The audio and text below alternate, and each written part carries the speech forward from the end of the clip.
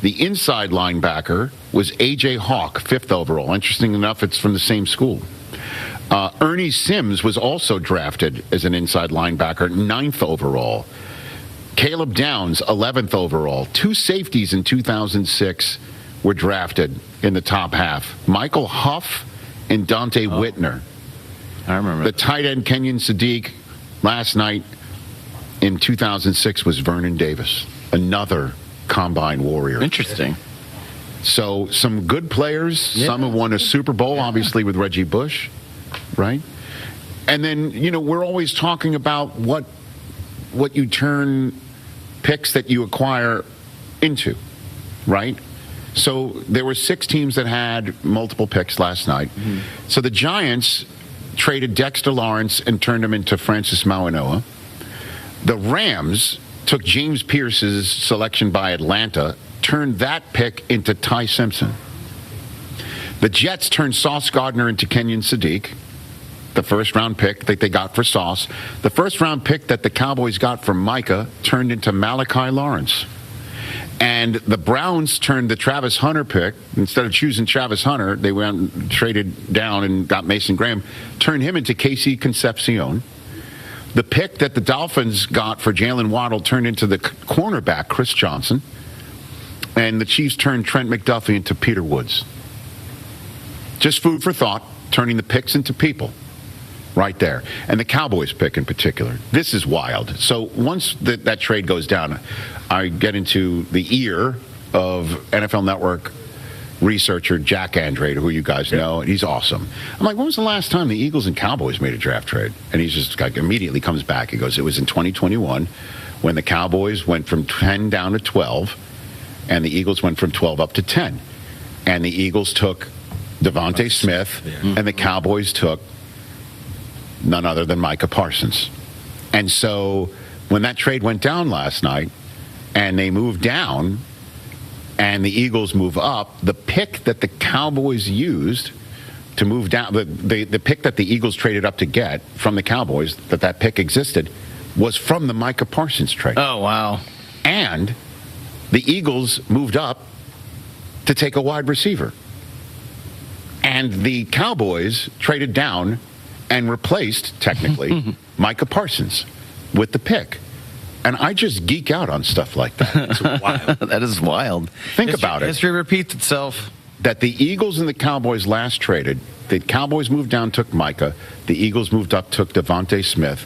The Cowboys wind up trading away Micah Parsons, getting a first-round selection that the Eagles say, we want, again, to take a wide receiver. The Cowboys move down and take an edge rusher who they hope in any way, shape, or form can turn into Micah Parsons. Right. Can't get enough of stuff like that. And that wraps up our stay here in Pittsburgh, Pennsylvania, here on ESPN Radio and Sirius XM Channel 80. I'll be on NFL Network for an absurd amount of time between now and the next time we chat with one another on Monday. I'll be there on Saturday. stjude.org/run, Rich Run, to please donate. On Saturday, we reveal my run. Yes. And my run just ended, actually. That's how slow it was. Come on. See you on Monday. Peace. In a world in need of a hero, one man rises to the challenge in style. He is just driving the kids to soccer practice. Make every day feel epic in an all-new Hyundai Palisade Hybrid with up to an EPA-estimated 619 miles of range on select trims, advanced tech, and class-leading interior space. Because when you're hauling kids, gear, snacks, and backpacks, space matters. And so does comfort. Just make sure they keep their cleats off the seats. Visit HyundaiUSA.com or call 562-314-4603 for details. Rich Eisen here with some advice. If high-interest credit card debt is grinding you down, it might be time to call an audible with a SoFi personal loan. It consolidates your debt into one low monthly payment with no fees required. And with as soon as the same day funding, you can make the right play fast. Call an audible on your debt today at SoFi.com/debtplay. Loans originated by SoFi Bank N.A., member FDIC. Terms and conditions apply. NMLS 696891. Fast funds terms apply at SoFi.com/debtplay.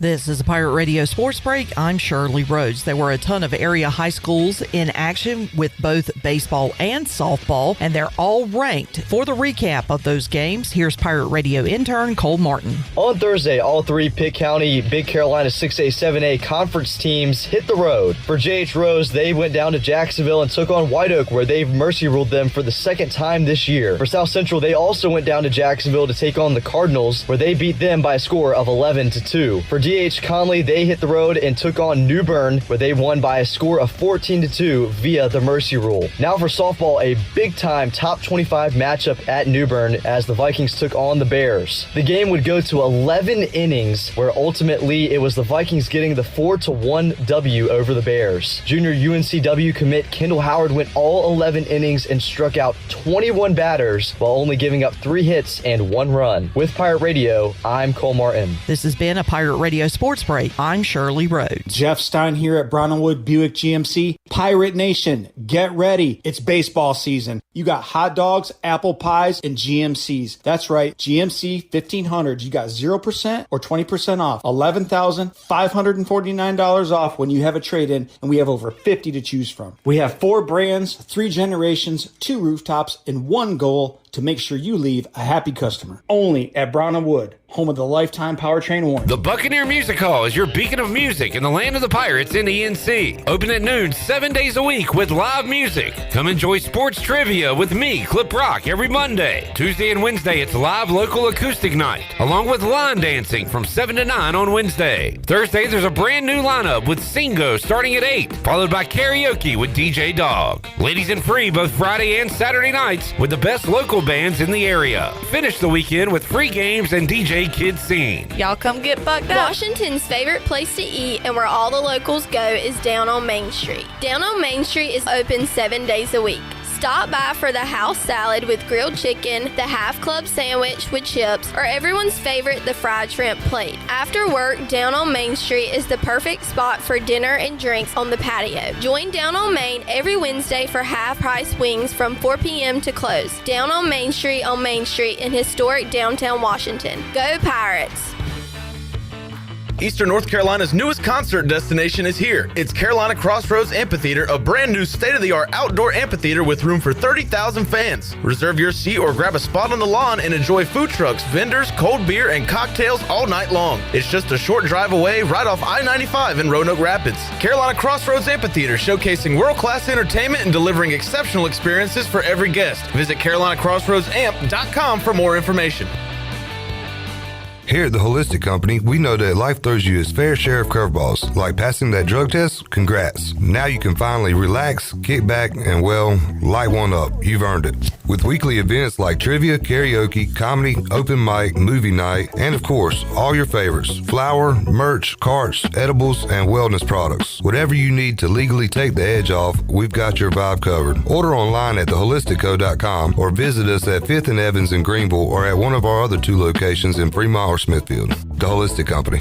Hey Pirate Nation, warm weather is here and it's time to get back on the boat. And at Stroud's Marine, they're stocked up with over 26,000 pre-owned parts. They got everything you need from propellers, lower units, trim units, electrical and fuel parts, and just about anything else you need for an outboard. Stay up to date with the latest deals, parts, and promotions by following them on social media. And as always, their mission is to save you money and get you back on the water as quickly as possible. Remember, they're just around the corner. Stop by the shop at 865 Rivet Street in Greenville. For more information, head to StroudsMarine.com. Stroud's Marine, your best source for salvaged outboard parts. This is Pirate Radio, WGHB Farmville, 1250 and 92.7 FM Greenville, WDLX Washington, 930 and 104.1 FM Washington.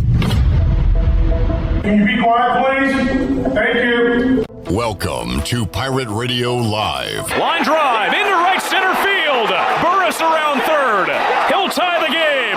Herring gets to third base. RBI single by Austin Irby. This is the Pirate Nation, and we are Pirates because all you have to do to get anybody excited here is go, Purple! You guys are rocking. The city's awesome, and I love you guys. Sumo Kongbe hit, driven back. ECU standing tall. The biggest thing about Pirate Nation is we kind of get it for as small a community as we are. We really get everybody involved. Y'all are intimidating guys. I'm saying y'all are famous. Y'all are celebrity type guys, and that's intimidating. We never lose a tailgate. That's the one thing. Undefeated. Go Pirates! Yeah! Live from the First Flight Credit Union Studios in the heart of the Pirate Nation, here is your host, Clip Brock. Welcome in to a Friday edition of Pirate Radio Live. Clip Rock here with you inside the Pirate Radio Studios, the First Flight Credit Union Studios, as it's feeling good in here as we get ready for a big sports weekend here locally and beyond. And we'll talk about it all for the next 3 hours right here in the First Flight Credit Union Studios on Pirate Radio Live. We are live on Pirate Radio 92.7 FM in Greenville, 104.1 in Washington. We're on at 1250, 930 online, PR927FM.com. You can find us on the Pirate Radio app powered by Carolina Caliber. You can find us on YouTube, Pirate Radio TV, chat game. How we feeling about Pirates and Bulls? Let's do a poll today, Shirley and Nick. Let's do the old, how many games does ECU win this weekend? 0, 1, 2, 3. Figure it out. We will do that and give our predictions on today's program as they have a big series with South Florida. We've got guests to get to. Brian North, WCTI 12, coming up hour 1. Tony Dunn, C3 Panthers podcast, will join us to give his thoughts on the Panthers going O-line in round 1 and what does he want to see happen on Friday and Saturday in the NFL draft. I'll give my thoughts on the Commanders, and Jared knew his team's fate, but we'll see how it feels to have a hopefully franchise quarterback in Vegas. Mike Montayne from the Greenville PD will join us on the show and talk about Pirate Fest and safety, parking guidelines, things you need to know on what's going to be a really fun Saturday here in Greenville. He'll join us later on in the program. Alex Harper, Morgan Ayler's coming up in hour number 3. AHarp talking about the Canes winners last night. Now have a 3-0 series lead over Ottawa. And also Michael Letchworth and his son Larkin will join us. They're doing a little outdoor show, and they joined Ellerby to talk about that. And you will hear that coming up in hour number 3 of today's program. Shirley Rhodes is here. We got Nick Bass. Talk some Canes hockey with Nick before we get out of here today. And I'll say hello to Jared Watkins, also known as J-Bone. What's up, Duggan? What's up, Clip?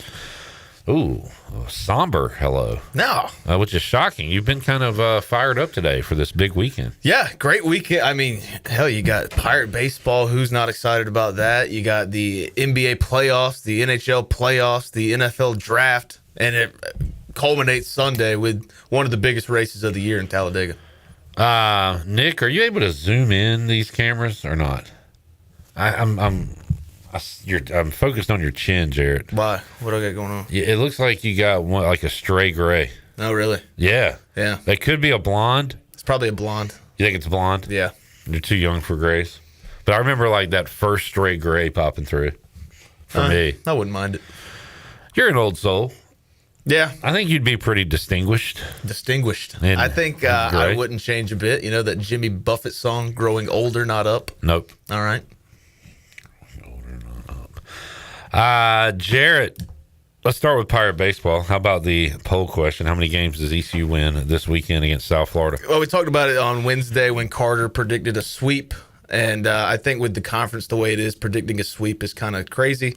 It's going to be incorrect. I'll go Pirates win the series 2 games.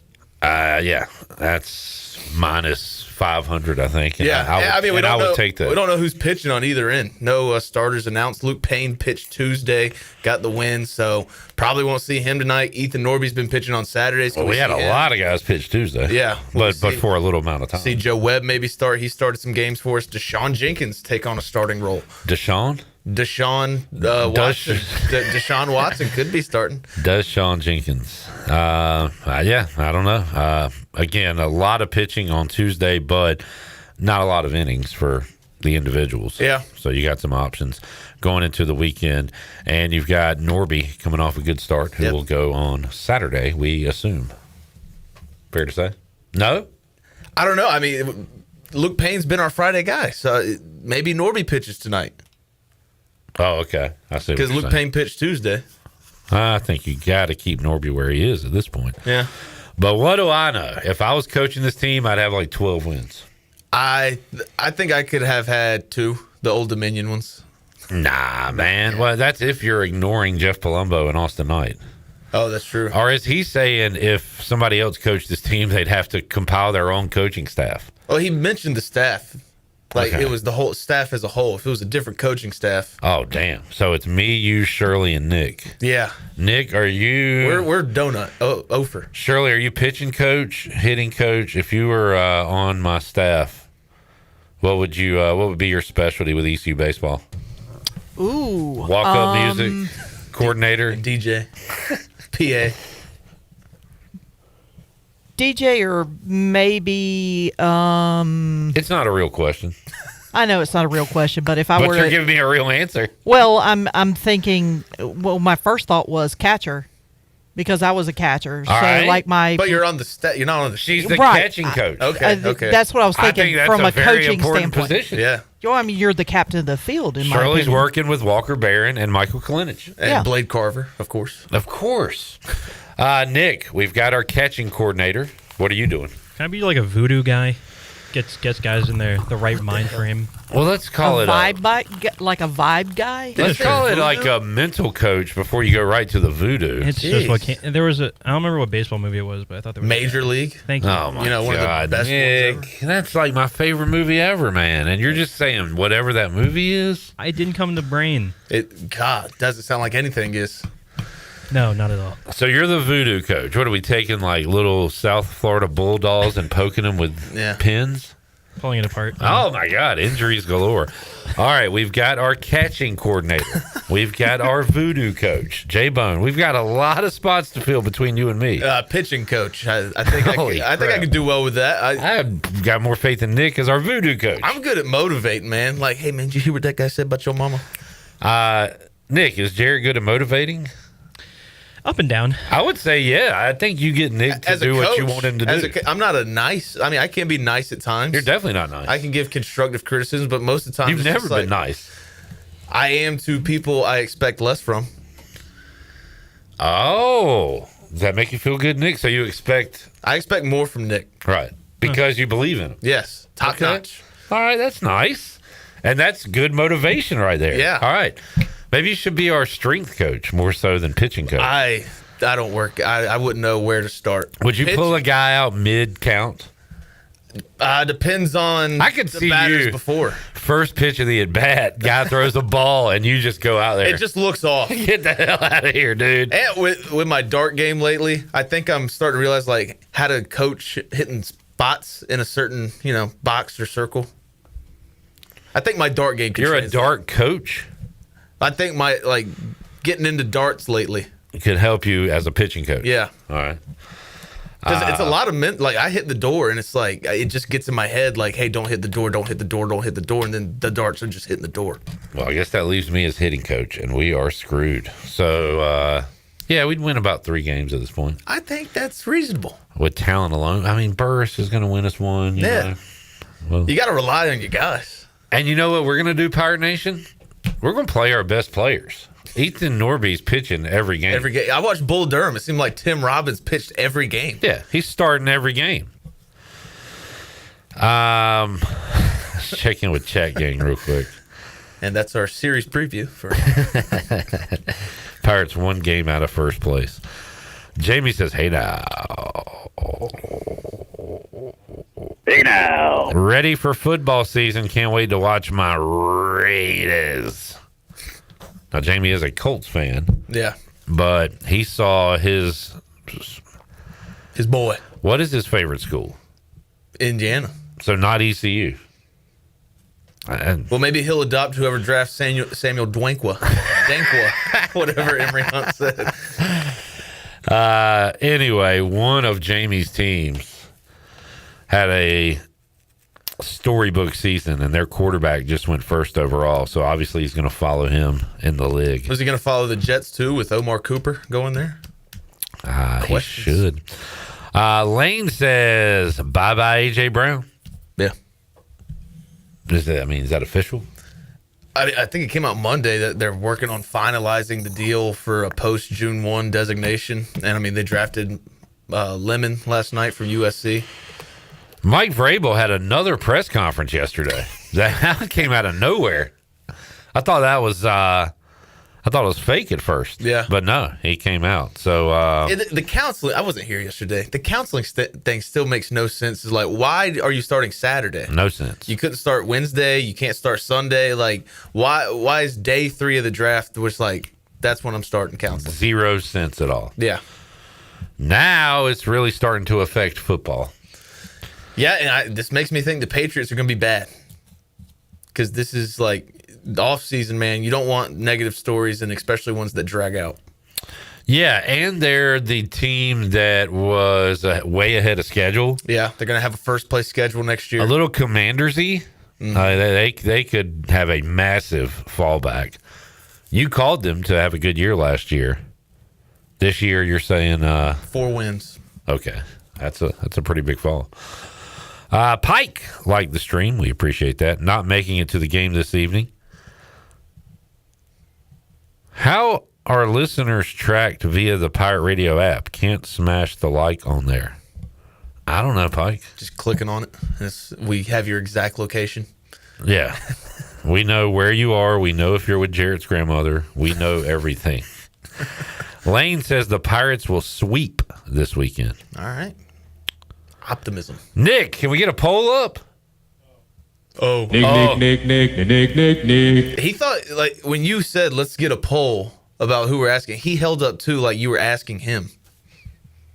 Well, he's part of the public. What did Jamie say? Talking about Nick. It didn't come to brain instead of it didn't come to mind. Never heard that before. Must be a kid. All the kids are saying that now. Mm-hmm.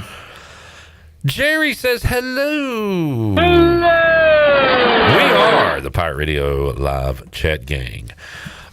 So Sweep says Lane. Jamie says the Pirates take 2 of 3 against South Florida. Win 1 by run rule. Lose 1 by run rule. That would be wild. Yeah. Kenny is giving out draft grades. Kenny, calm down. Great first round from a Cowboys. Defense, A+. Way to go, Kenny. I'm not dumb like some Cowboy fans. Giving out draft grades is dumb. Yeah. The day after. I read one.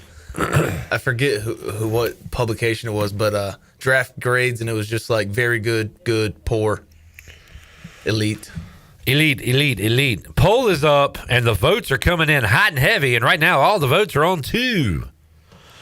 2 wins for the Pirates. How many wins will the Pirates get this weekend? Go to our YouTube and vote in the poll. Your vote matters. You might think it doesn't, but your vote matters. Things are changing. Dang, man.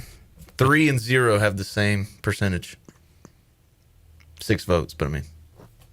What percentage? 17. My favorite number with ECU football, Dwayne Harris. Jamie says, question, what media member does Cliff get irritated with this weekend? He never gets mad at name redacted. I don't know. How about none? Yeah. It's a none. Calm, cool weekend out at Clark. Weather's nice. Yeah. Might rain tomorrow. I don't want to talk about the weather. I don't care about the weather. I can't control the weather. Don't want to talk about the weather. Jamie says he draws the line at the Jets. Garrard was my favorite quarterback for the Jags. Yeah. He's picking and choosing his guys. Like, I'm going to root for the team if an ECU guy goes there. Matter of fact, I hated Dwayne Harris for most of his NFL career. And he's my favorite Pirate. Yeah. But he went to the Cowboys. Then he went to the Giants. Finally, when he was on the Raiders, I could root for the guy. Yeah, it's like Keaton Mitchell for me. One of my favorite players to watch when he was here at East Carolina. Can't stand the teams he's been on. I've been married to the Washington football organization longer than I have East Carolina. Mm-hmm. And that, so once you go into the NFL, It's a whole different ballgame, man.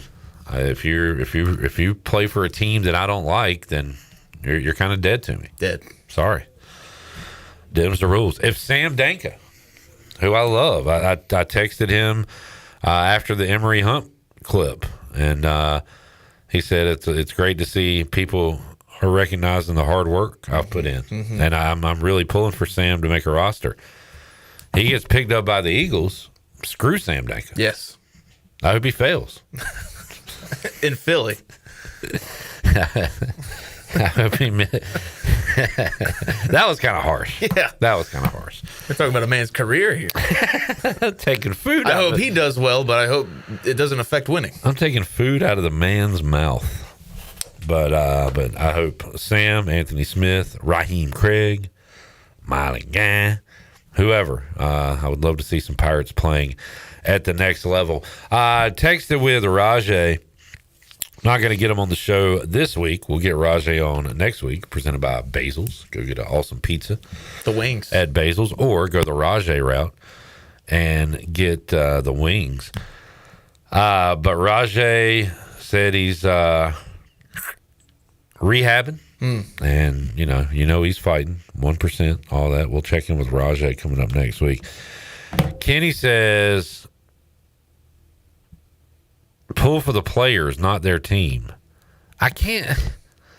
Like, Dwayne Harris had big games against Washington, punt returning. I was not happy to see him have a long punt return. Yeah. I'm not pulling for him. No.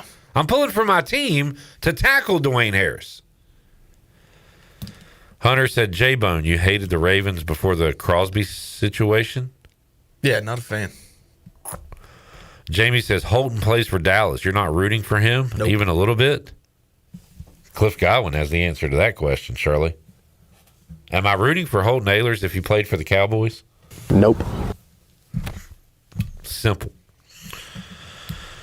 Susan Deans, Panthers fan. Who is the guy who was really emotional walking through the tunnel? He looked young. Can't remember what team. Midway through the first. He looked young. He looked young. I do not. I think it's Jordan Tyson going to the Saints, maybe. He was really. I mean, they're all emotional. It is cool because it takes me back to when I first became like a Redskins fan, and like I thought that the players loved the team as much as I did. Yeah, no. I thought the players hated the Cowboys and Eagles and Giants as much as I did. I thought that the organization loved the players and wanted them to be there forever. I had no idea that there was a business. But, like, you get the emotion, you get the phone call, Sonny Styles talking to Dan Quinn, Coach, I can't wait to play for you, Coach, and all that. And you get a little emotional, and then you wake up the next day and realize, it's just... It could have been any team calling, they'd get emotional. It's a business. They don't care. Sonny Styles doesn't care about my team. All he cares about is his paycheck, and that's what's wrong with sports. Yeah, which is what I care about, and everybody cares about. Absolutely. Their paycheck. Yeah. Loyalty's dead, man. I remember when people used to work for free. He's wait. Okay. Oh, Nick, thank you. Why can't everybody be like Nick Bass? He comes here, he does his job, and asks for nothing in return. And guess what? We give him nothing in return. Not a cent. That's how this should work. That's how it should go. These players, these millionaire fat cats, greedy, are playing a child's game. And they're requesting millions, not hundreds, not thousands, millions of dollars to play a game. Disgusting. Nick Bass would play free safety for the Jaguars for free if you asked him to right now. Jamie said, when Chris Johnson played for the Titans, I'd root for him to have a good game but lose. Okay. I don't care. I don't care. Let's take a break. Hey, guys, chime in on the check game. They chime in. I don't care. Shut up. That's an opening segment for a Friday edition of Pirate Radio Live. Coming up next, we got Brian North. Hour 2, we got Tony Dunn. Mike Montayne from Greenville Police Department. We've got AHarp, Morgan Ehlers, the Letchworth boys. We've got to have some Stanley Cup talk, some NBA playoffs talk, more on ECU baseball, and more from our great chatters. And I do care about y'all. I care about y'all. I don't care what you say. Yes. You know what I'm saying? Yeah. I want everybody to be happy and healthy.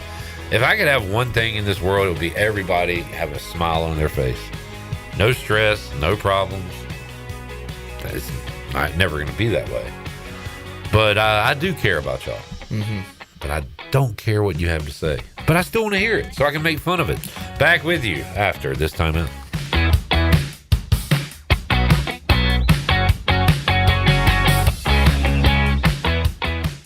Close your eyes and picture this. Sizzling fajitas hitting the table, fresh seafood bursting with flavor, and a handcrafted margarita waiting in your hand. That's the experience waiting for you at La Tavara Mexican Kitchen and Seafood on 10th Street in Greenville. From brunch with friends to a quick lunch break, La Tavara brings the taste of the coast and the heart of Mexico together in every bite. So when you're hungry for something fresh and unforgettable, make it La Tavara Mexican Kitchen and Seafood, 10th Street in Greenville, or online at latavara.com. College is hectic, but where you live shouldn't be. At Pirates Cove, you get your own quiet space and private bathroom.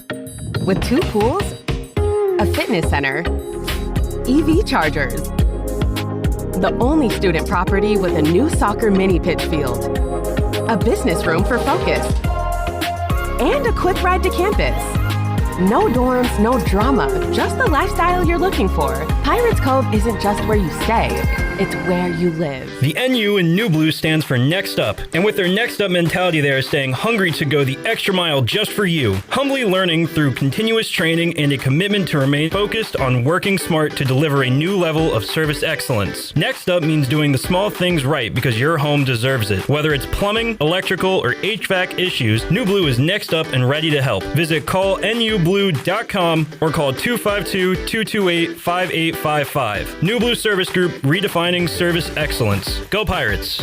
Hey Pirates, it's Lindsay Gray with Carolina Caliber. It's time for bats, balls, and turkey calls. Working on that grand slam? Swing into turkey season with a perfect shotgun to knock that gobbler out of the park. Brite, Mossberg, Weatherby, Savage, Beretta, Rossi, CVA, and Browning, you name it, we've got it. Choose from the largest selection in Eastern NC. We'll make you blow fans away. Shop online or stop by Carolina Caliber on Fire Tower Road in Winterville. It's a time-honored tradition. Attention Eastern North Carolina. This April, it's time to upgrade and save at Washington Chrysler Dodge Jeep Ram. Got a lease ending soon? Pull ahead now and we'll waive your last 2 payments when you get into a new ride. Drive today and don't make a payment for 90 days in select models. Plus, score 0% financing on select Jeeps, Rams, and more. Or take advantage of thousands in bonus cash and we'll cover your North Carolina state tax. Inventory is in stock and ready to go. But these offers won't last. Washington Chrysler Dodge Jeep Ram. Your home for unbeatable deals. Drive a little, save a lot. Looking for your new favorite hangout spot? Come on down to the Doghouse Tavern, Aiden's veteran-owned crown jewel on 2nd Street. From open mic Mondays to music bingo Thursdays, there's always something happening. Enjoy daily drink specials, one of the best bar menus around, and live music that'll keep you coming back for more. Grab your friends, kick back, and support local at the Doghouse Tavern. Check us out on Facebook to see what's on tap this week. The Doghouse Tavern, where good times and great vibes live. The 2026 Mac Bear Hodges Music Festival is back on April 25th starting at 3:30 p.m. Join us for a night of river, rhythm, and blues, all in the heart of downtown Washington. From incredible bands to great food, cold drinks, and good vibes all day long, this is the event you don't want to miss. Bring your friends, bring your family, and come experience the sound, energy, and the legacy of the ultimate ECU Pirate fan, Mac Bear Hodges. Mark your calendar and make plans now. The 2026 Mac Bear Hodges Music Festival, where the music lives on. CopyPro, the professional office systems people, have been serving Eastern North Carolina since 1971. From Greenville to Wilmington, businesses trust CopyPro for reliable technology, award-winning service, and top brands like Konica Minolta and Ricoh. Need multi-function printers, document management, or network solutions? CopyPro delivers powerful tools backed by certified technicians and a team dedicated to your success. CopyPro, professional people, professional systems, powerful results. Visit copypro.net or call 756-3175 today. This is Josh Gross, and you're listening to Pirate Radio, the voice of the Pirate Nation.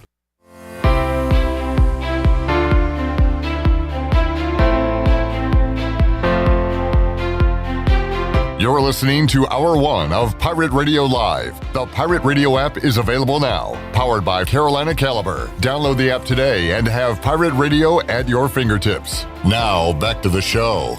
Welcome back. Doug Henry of Greenville has over 300 vehicles to choose from and brand new inventory arriving daily. Doug Henry is easy to find on the corner of Greenville Boulevard and Memorial Drive and always online at DougHenryGreenville.com.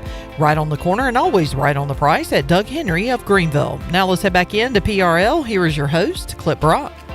Man, I feel so good. I gave Jarrett a movie recommendation.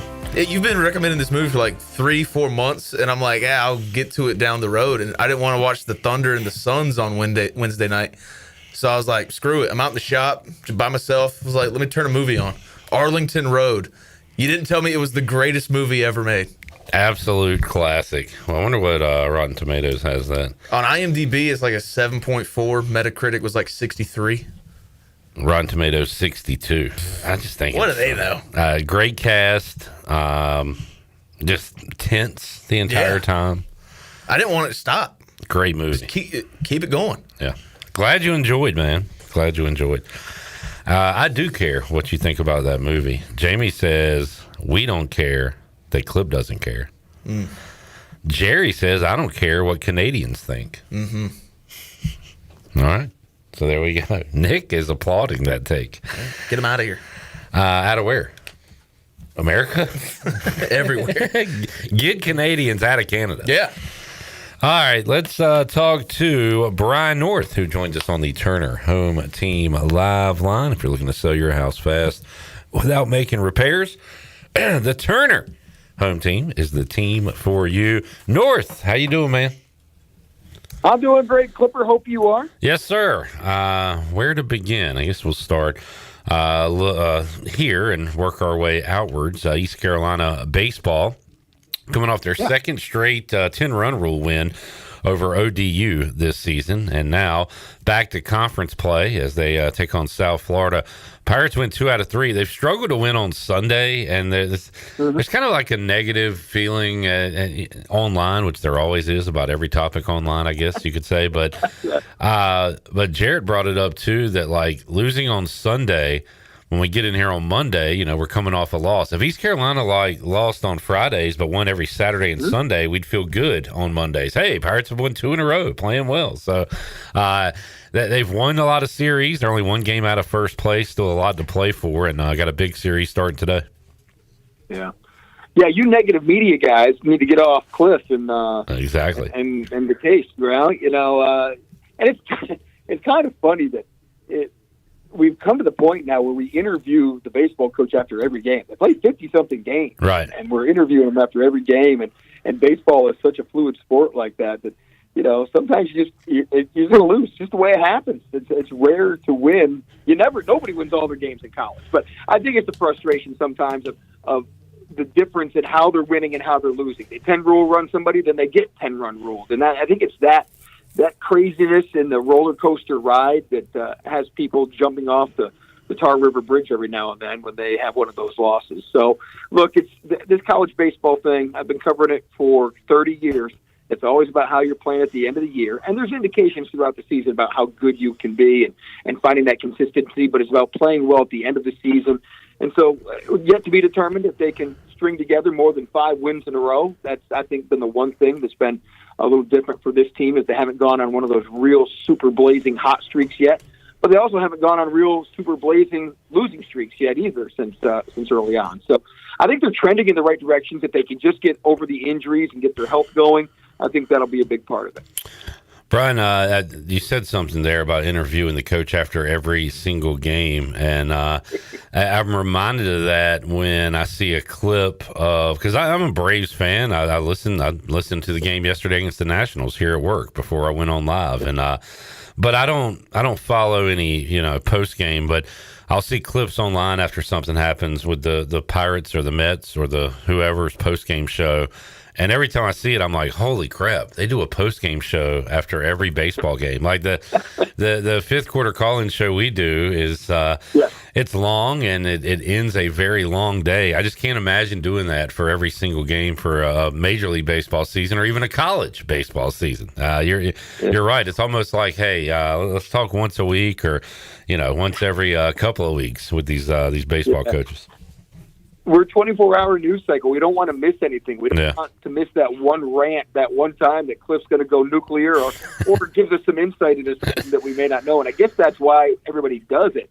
But there's only so many ways you can analyze a baseball game. 162 times during the year, and even in college, the 50-something times. So, it's and as a reporter, how many questions can you ask? I mean, it seems like we ask the same questions over and over again, and then that's the worst part. Everybody feels like they have to ask a question. So then there's going to be somebody who's going to ask something that's not quite right, and then that opens up a whole other can of something. So I don't know. The passionate people that are out there, and I just want to know everything about the thing that they love. I get it, but sometimes it's okay to breathe, and we'll catch you in about a week. Speaking of baseball, and Brian, you are a New York guy, but not a New York City or New Jersey, where the football teams played for a long time. But we were talking last night about the I don't know if the word was unlucky or the jinxiest team, but we were talking about the Mets, and they're talking about the Mets and the Jets at a draft party I was at. And I feel like they're different because the Mets actually try, or sometimes it feels like the Jets just don't even really try. Like they somehow they just dig a hole, and it's designed for you to get out of that hole with the draft and salary cap and everything like that, and they somehow just dig their hole deeper. Where the Mets, they'll pay players, they'll try to compete with the other team in New York along with the teams in their division, and hey, credit to them, they've won 2 in a row, but that comes after a 12-game losing streak. So how about the because that's how it lines up too, right? It's Mets, Jets, and Giants, Yankees usually, right? Yeah, Mets, Jets, Islanders, right, and then Giants, Yankees, Rangers. Yeah, and Giants, Rangers, Yankees. You throw in the Knicks in there, the Nets as well. I mean, it goes really down those lines of old school versus the newer teams in those areas. Well, I can tell you, there's a right side and a wrong side to be on there if you want to win, if you want wins in your life. Right. So I'm just convinced that both the Mets and the Jets sold their souls in the late '60s to win championships, and they're still paying the devil off at this point. Yeah. Even though the Mets have had, some luck along the way, the '85 Mets might be another one where they re-signed with the devil on that deal because that was such a magical, great season. That's one of those you thought they were going to win more because they were so talented. But funny thing about drugs and alcohol and money and fame and success, and that kind of derailed them pretty well. So, look, the Mets are always trying to fight for headlines in New York, trying to fight for ratings, and they do make an effort. It's just sometimes they're unable to, when they get the players, it almost like I want to say they get guys in the wrong end of their career sometimes and get guys when they're coming off good years and then can't make it sustain, as opposed to developing. Like you look at the years they won in '69 and '85; those were all development guys that came through their system and were awesome. So with the Jets, that starts from the top with Woody Johnson and the ownership, and I'm always perplexed with these guys who are so good at business or whatever they did to make the millions, to make the Woody, that was family wealth, but then they just are horrible at running these franchises and teams. So, and the Jets are one of those. They had just, I'm trying to think the last time they've had any sustained success, and it's been a long time. I even remember growing up, the Richard Todd days, they were okay, but it's not been fun. They were bad when I was a kid. They were good for a year or two, maybe, with Rex Ryan, and I think went to the AFC Championship. But sustained success, there hasn't been any. I think like 3 years in a row they were good with Rex Ryan and Mark Sanchez, I think. Yeah. And even though they weren't getting much credit, and then they just fell off a cliff since then. And no, it's been bad ever since. But, they got head coaches who are coming on the downside. They had good named head coaches, but couldn't get it done. They had Bill Belichick like 3 hours one day as their head coach. And so it's just been kind of a weird franchise. Brian, you mentioned the Jets trying to keep up, or the Mets trying to keep up with the Yankees when it comes to headlines. There are high schools around here that are trying to keep up with other high schools when it comes to headlines. And I had Aiden Grifton baseball coach Corey Skinner on Thursday. The Chargers 18-2 this season, so having a phenomenal season. Yeah. And I asked Corey because he's a local guy, and I told him, when I went to Conley, I felt like they got overshadowed by Rose, and then South Central comes around and they feel overshadowed by Conley and Rose. And then if you're Aiden Grifton, you feel overshadowed by all of them. So, but on that note, Brian, I know you do an amazing job and know every dirt road in Eastern North Carolina, trying to give everybody somewhat equal coverage, but that's impossible to do. So how do you kind of handle that when a team is having a great season, or even if they're not, just trying to get their highlights out there?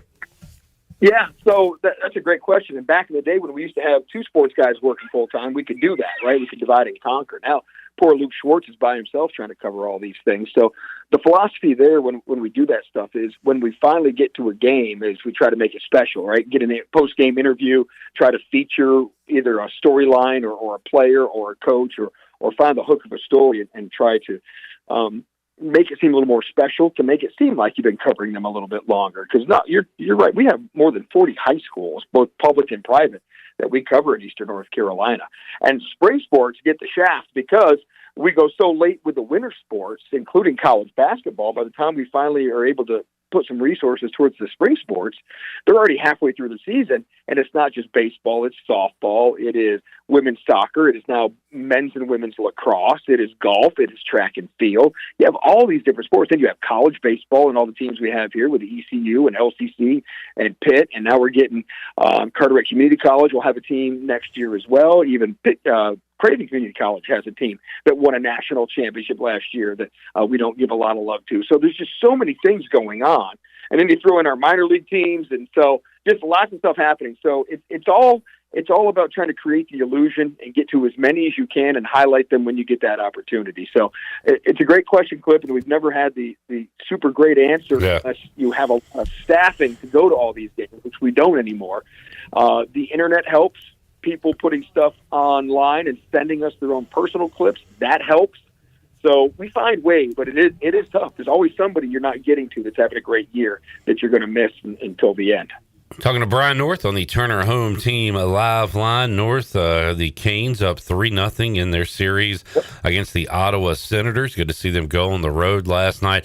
Senators had a 5-on-3 for like a minute and a half and barely even set up anything on the power play. And I was like, well, that's not only the game, that's the series. That's it. If you can't score here, it's over. Then they come around and score like a minute later. But Canes able to respond quickly, and they win it 2-1, and now got a lot of chances to wrap up this series and move ahead. And good to see. I mean, they are one of, if not the favorite in the East, along with Tampa Bay, and they're playing like it right now. Number one seed in the Eastern Conference, first time ever, and it's kind of, this team has been mature in that way, where they have taken care of business, very businessman-like, like Rod Brindamore wants. I should have had you get on the Google machine and tell me, I don't think the Canes have had very many sweeps in their postseason career. I can't even think of one. There might be a couple in there, but I don't know if they've ever had a sweep that comes to the front of my mind. So this is a rare opportunity for them, and it always seems like Carolina gets in these situations and they kind of take their foot off the gas a little bit. This team has seemed different this way, so this is going to be a bit of an indication for me to find out how professional they are, that if they can get a sweep on the road, then they're going to have a lot of time to rest before the next round, and how they handle that will be the two big things. But sweeps are rare for those Carolina Hurricanes. All right, no sweeps in the last 3 seasons. Make that 4 seasons. I'm going to go till I find one, Brian. 5 seasons. We're at 19 and 20 here. 3-0 sweep. What was that? Maybe COVID year or something? They did sweep the Rangers. Yeah, that's right. in 2020. As far as a normal 7-game series, here we go. The Islanders in 2019 swept them and then lost to Boston 4-0. Got swept. So there you go. You got to go all the way back to 2019, Brian. And this team's in the playoffs every year since the Canes had a 7-game series sweep. Good call. Yeah, there you go. So it is rare. In hockey, it's rare too. But I'll be curious to see if they can take care of business here. And then if they do, how do they deal with the rust after that? Hornets got blasted last Friday, as they always do when they're on the road in a playing game. Just pitiful. I've watched a little bit of NBA playoffs. It was interesting last night that the lower seeds all won and won at home, that being the Hawks over the Knicks. CJ McCollum, Brian, I believe I looked it up. I think it was 14 years ago. He and Lehigh beat Duke. And all these years later, he is leading a young Hawks team. He's the veteran that they got in the trade, the Trae Young trade. And he's doing his thing. Hit the game winner last night. They beat the Knicks 109-108. Raptors knocking off the Cavs to make that series 2-1 in Cleveland's favor. And Minnesota takes a 2-1 series lead over the Nuggets. But, yeah, CJ McCollum, I got to be honest, before last week, I didn't know he was still in the NBA. Yeah, he is. I rarely associate him with that Lehigh win over Duke. I forget that. But I know he's been having a good year here. It was good to see Brandon Ingram from Kinston finally get off the playoff schneid. Now, he didn't play great. He only took 9 shots, hit 5. He had 12 points, I think, and it was 2 of his teammates, R.J. Barrett, the former Duke star. They scored 33. But Brandon had lost 8 straight playoff games. Wow. For a guy who won 4 straight state championships and then had a good year at Duke but didn't win it, didn't get to a Final Four, he's been on the struggle bus when it comes to playoffs ever since winning those state titles. He was 2-11 going into last night's game, so now he's 3-11 all time personally for him. And the Raptors, they needed that win to keep that playoff series going. So we'll see if he can get a little bit better. And then his playing for Team USA success hasn't been great either. So it's funny, I compare him and Bam a lot. They came out about the same time. I've watched their careers grow, and Bam's had a lot more team success and accolades, 6th man of the year, winning 2 Olympic gold medals. He's had a lot more of that team success where Brandon's been a little bit better individual numbers, but he's struggled in that team aspect. And I just kind of been monitoring that this year, especially with the Raptors, who were a better team, I think, the Pelicans were the last couple of years. And on the college front, Brian saw the big kid from Carolina, Vassar. I don't know. He's entering the NBA draft. But Dame Sarr from Duke is returning. That's big for John Shire's team. Yeah. Well, Duke's got that NIL money, right? They're one of the top programs in the country when it comes to being able to pay their players. And so for, I think, the Duke guys, that's a little more incentive to stay now. And plus, they operate their program pretty professionally in Durham. So I think it's not a slam dunk, pun intended, of jumping into the NBA draft anymore for some of these guys, especially if you're not going to be a first-round pick, which is the guaranteed money. Second round, you're not guaranteed contract. As we keep saying on this program, that college money is about as close to guaranteed as you can get at a place like Duke. Brian had one of the most random interviews of my life yesterday. We talked to Luther Campbell, Uncle Luke from 2 Live Crew, because he coached Ray Joseph in high school, and it was pretty awesome to talk to him. You know, first of all, he's 60-something years old now, but secondly, you do forget that these entertainers kind of play a character. So I was kind of bummed out that he was just a normal old man when I talked to him, and we didn't talk about any booties or anything like that. But we didn't do that. Nah, none of that. I was going to ask Brian to wrap it up. Does anybody come to mind, like your most random interviews you've done or people you've talked to over the years? I mean, you've talked to a million, so I don't know. Anybody come to mind that is a bit off the radar for folks? Yeah, boy, I don't know. There's just it's crazy the people that I run into. As far as people who would be famous, I don't know. Think about it during the week. I know you've got a few. I put you on the spot here. Not a lot of entertainers or musicians, because I'm really bad at music stuff. Like, I know songs, I know groups, but I can't tell you who sings what, and I wouldn't recognize Luther Campbell or anybody like that out in public. So Petey Pablo, like I'm waiting to run into Petey Pablo one day. That'd be kind of cool. He was at Sports Trivia a few weeks ago, not playing, but he was at the Buccaneer Music Hall, so that was pretty cool. Let me think about that one. That was a different one. It's always athletes for me, like Lance Armstrong. I interviewed Lance Armstrong before he was 7-time Tour de Cup guy, Tour de France winner, and then disgraced athlete. I've interviewed Tiger. I've interviewed a lot of guys, but off the beaten path. I'm starting to sense a theme, Brian, with the people you've interviewed. Anybody else? Did you interview OJ like in the late 80s or something? Or? Cliff, I got a whole list of them. Not OJ, but I interviewed Ray Caruth live on the air. Oh, God. 4 months before he got arrested. Jeez. For his problem. I interviewed Payne Stewart before he died in a plane crash. Interviewed Fred Lane before he was shot and killed by his wife. Shirley, cut this. We got to get rid of Brian. Brian, we got to go. Great to talk with you, man. I'm going to go delete this interview and never talk to you again. So appreciate you joining us today. You got it, Clipper. Happy to spread the positivity.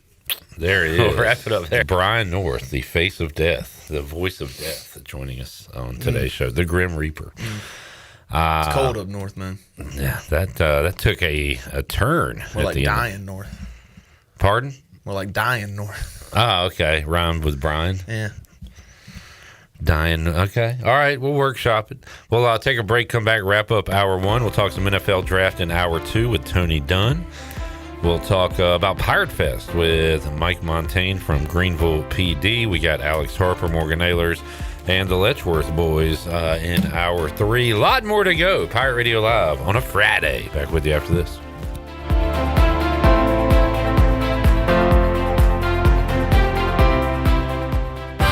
It's bow time. Remember those bologna biscuits you grew up on? Well, they're back and better than ever at Bojangles. Bite into a southern tradition with our new fried bologna biscuit. It's a thick slice of savory bologna seared and served hot off the griddle on a made-from-scratch buttermilk biscuit.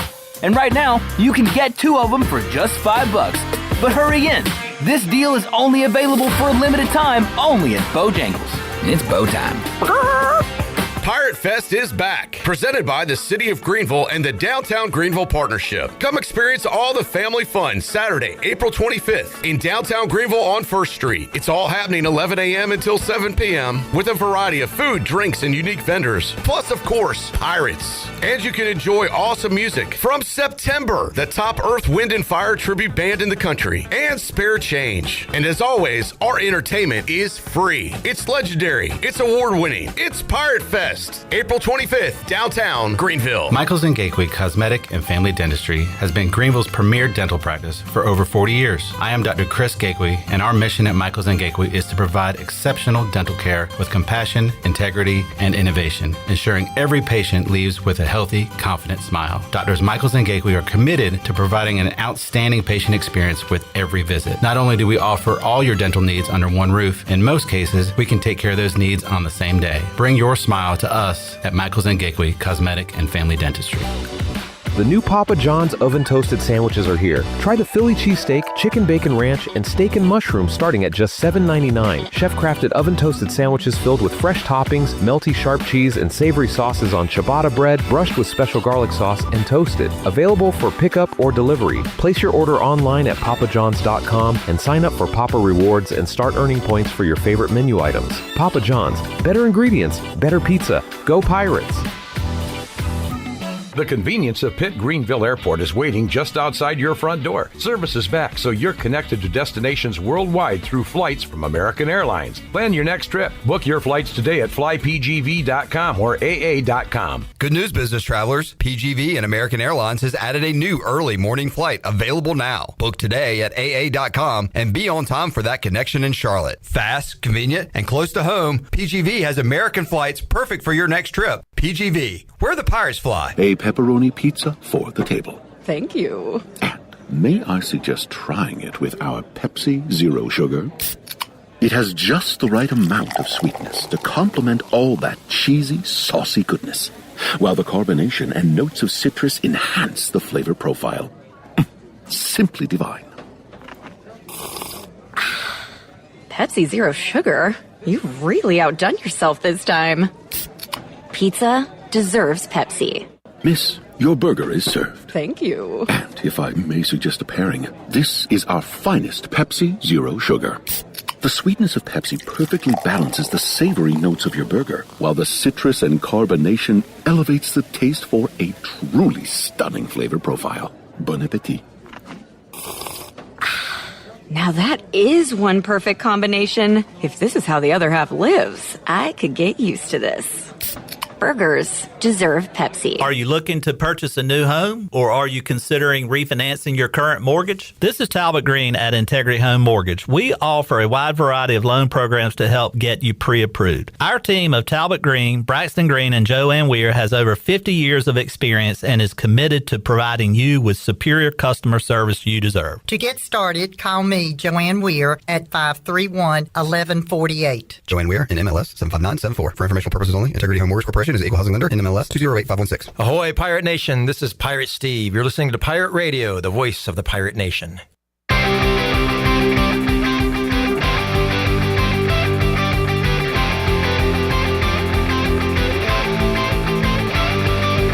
You're listening to Hour 1 of Pirate Radio Live. The Pirate Radio app is available now. Powered by Carolina Caliber. Download the app today and have Pirate Radio at your fingertips. Now, back to the show. Welcome back. Greenville Utilities Neighbor to Neighbor program provides help for those who need temporary assistance with their utility costs, and you can make a difference. Your tax-deductible donation can be added to your GUC bill each month, or you can make a one-time donation, and GUC will match all donations up to $20,000 each year. Consider helping a neighbor with GUC's Neighbor to Neighbor program. Now let's head back in to PRL. Here is your host, Clip Brock. Back with you, Pirate Radio Live. Great sports weekend on tap. Still a lot to recap from last night. I told Nate Dew I was very tempted by Knicks being a slight favorite, Cavs being a slight favorite, Nuggets being a slight favorite on the road, and all of those teams lost on the road. So a big night for the home teams last night in the association. We'll break that down, talk some hockey as well later on. But right now, some guys getting it done in the minors and the majors. Pirates in the pros. It was another big night for Zach Agnos, Carter Cunningham, and Brandon Manning. Are you listening? Alec Makarevich. The 1-0 pitch, and that swung on. High, deep drive, right field, way back, and well out of here. Two-run homer, Alec Makarevich. 8-5 Barons. Triple of the year for Montgomery a moment ago, tied for tops in the Southern League this year. Makarevich hits this ball up the middle, and that's going to find its way into center, a base hit. That's better than an RBI ground out. It's an RBI single for Makarevich. 2-2. Tatis strikes out to end the inning. 1-2. Ripped towards first past the dive of Matt Kootenai and down the line and right for extra bases. Carter's on his horse heading for second. He's going to tear around second and head for third. Here comes the throw, but it's late. All right, we heard a Fernando Tatis Jr. strikeout in there, and that strikeout was courtesy of Zach Agnos. Man, there was a lot of runs scored. Let me pull up his numbers. Okay. I can give them to you. 2 runs on 4 hits, 3 innings, 3 Ks. So gave up a couple of runs. It's gonna happen. Had a few Ks. Hey, it's gonna happen, right? Yeah. These guys are paid to hit the baseball. Yeah. Unlike Nick Bass, he would play for free because he is a real American. All right, the Hulkster. Him and the Hulkster got a lot in common. A ton in common. I always say that him and Terry Bollea. Yeah. Have you watched any of the documentary? No, and I have no interest in it.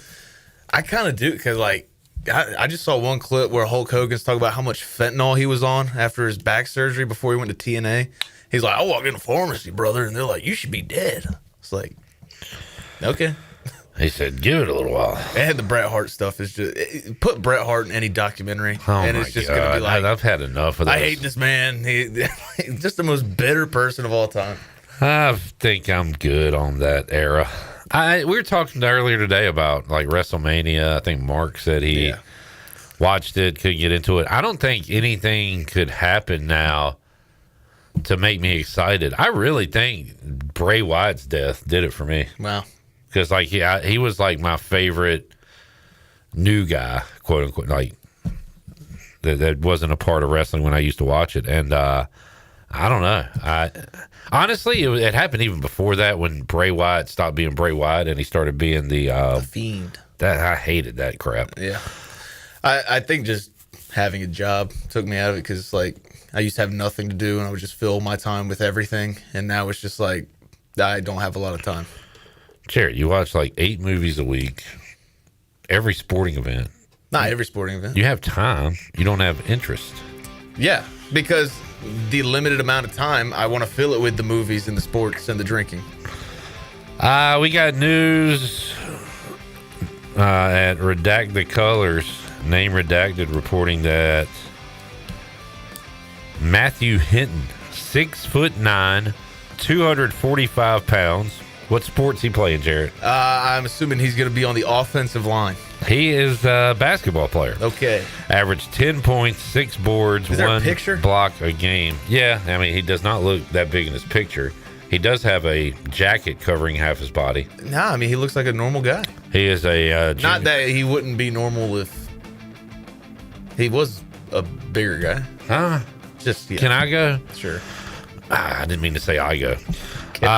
Mississippi Gulf Coast Community College. He is a JUCO transfer, so they bring in a big man for the Pirate basketball team. When we return, NFL Draft Talk with Tony Dunn after this.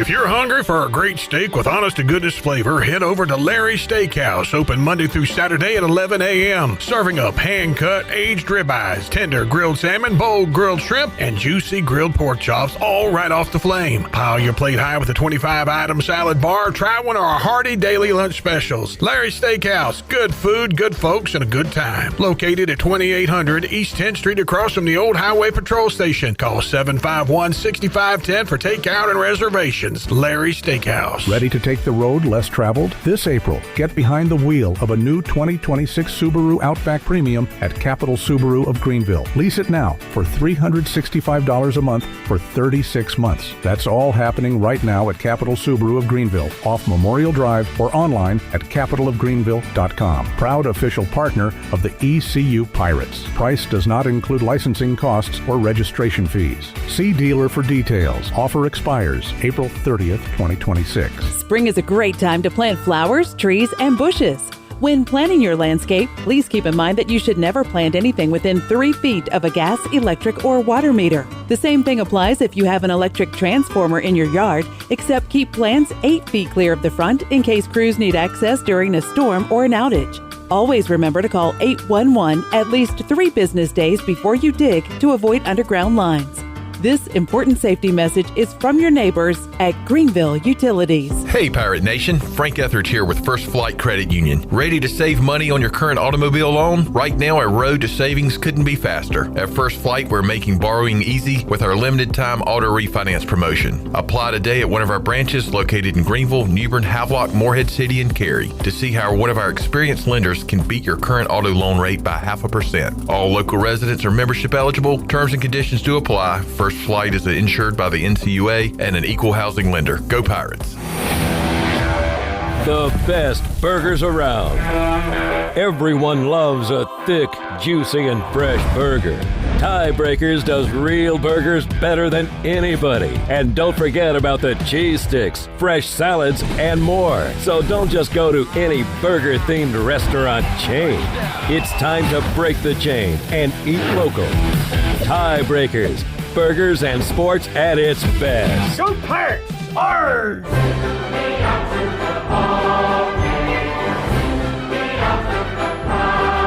Take your family, friends, and kids down to Play It Again Sports this spring sports season. We have all the hottest new equipment for the upcoming softball and baseball season, along with a huge selection of quality used sporting and fitness equipment. Whether you're a golfer, a bike rider, a soccer player, or a fitness enthusiast, we will have exactly what you need. Don't forget to do your spring cleaning and load up all the equipment that you no longer need or doesn't fit. Bring it down to the store and get paid on the spot. Play It Again Sports across from the Nissan dealership on Greenville Boulevard. It doesn't matter if you're running drills at the park, playing pickup on a Saturday, or sinking the final putt.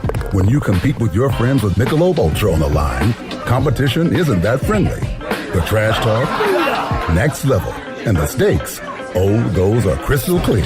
With only 95 calories and superior smooth taste, it's the ultimate trophy. Superior is worth playing for. Michelob Ultra, superior light beer. Enjoy responsibly. Copyright 2025, Anheuser-Busch Michelob Ultra Light Beer, St. Louis, Missouri. Hey, Pirate Nation, this is Parker Bird, and the best place to go for custom t-shirts, apparel, or promotional items is University Sportswear. University Sportswear was super easy to work with when I needed my custom shirts. From start to finish, University Sportswear provided superior customer service and a quality product that cannot be beat. If your business, organization, or event needs t-shirts or promotional help, then you need University Sportswear. Visit universitysportswearenc.com for contact information. Go Pirates! This is Pirate Radio, WGHB Farmville, 1250 and 92.7 FM Greenville, WDLX Washington, 930 and 104.1 FM Washington.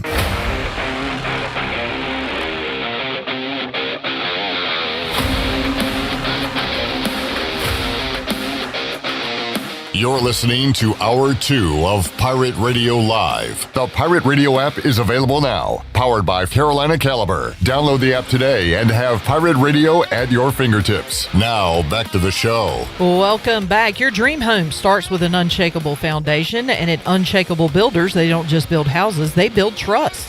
From blueprint to keys, their expert team is with you every step of the way. You dream it, they build it. Visit unshakablebuilders.com to start your journey home the right way. Unshakable Builders, build on a solid foundation. Now let's head back in to PRL. Here is your host, Clip Rock. All right, back with you. Pirate Radio Live on a Friday.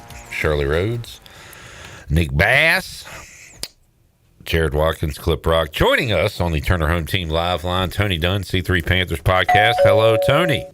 Hey, fellas. What's up, fellas? Tony, the Panthers go O-line at 19, Monroe Freeling. I was talking earlier with Jared. You get kind of sucked into the coach and the player talking on the phone, and there's tears and there's family. And another thing I saw today was Freeling arriving in Charlotte, and they had him beat the keep pounding drum, and all the fans are out there, and it's like Panther for life. And then, 4 years from now, he'll be a Brown or something. Panther for at least 4 years. But for a few hours, Tony, you get that pure NFL fan feeling, like this is our guy, and this is all wonderful. So before we get bitter on it, let's talk about the Freeling pick. What did you think of the Panthers going tackle at 19? And have you looked at anything about the specific player? It's what I wanted. It's what I called on the show. As I've been talking about this for the last few weeks, or really since I think I brought it up on this show several times, is like we invested so much in this offensive line when 2 years ago, after when Dan Morgan basically became GM and Bryce Young had struggled his rookie year, and they went out and spent big time money on Damian Lewis and Robert Hunt, and then you had Taylor Moton, and you had a high draft pick in Ike Ekwonu, and with Ike getting hurt this past year and likely missing the entire season, I mean his role with the team is in question, not in question, but it's uncertain with the team, with the future. So the Panthers, by picking an offensive lineman here, fortified and protected an investment they had already made. So I was really excited about the pick. Talking about the draft as a whole, what makes it interesting are the surprises and the trades and things like that. And if you consume mocks, and I'll look at it one time in March, and then a couple of times in April. Jared, you probably looked at it quite a November. Yeah, you're into it. So you see all these names and all the possibilities, so there's no big shocks. But last night, like even Bailey at 2, Jeremiah Love at 3, whether you thought they were going to go there, at least you've seen it on some mocks. Did you see anything about Carnell Tate 4 to the Titans? No. And I thought that made it fun, because then it was like, well, what's going to happen now? I thought that was where Sonny Styles or Arvell Reese was going to go, because it kind of felt like, hey, David Bailey locked in at 2, Jeremiah Love possibly at 3. Somebody could move up potentially, but it felt like the Titans were going to go defense at that 4 spot, and I was shocked. And then, Tony, for, the Commanders, I never really thought about Sonny Styles. I thought it was going to be Carnell Tate or Caleb Downs or maybe another receiver, the guy the Saints got, Jordan Tyson. But the Commanders end up with Sonny Styles.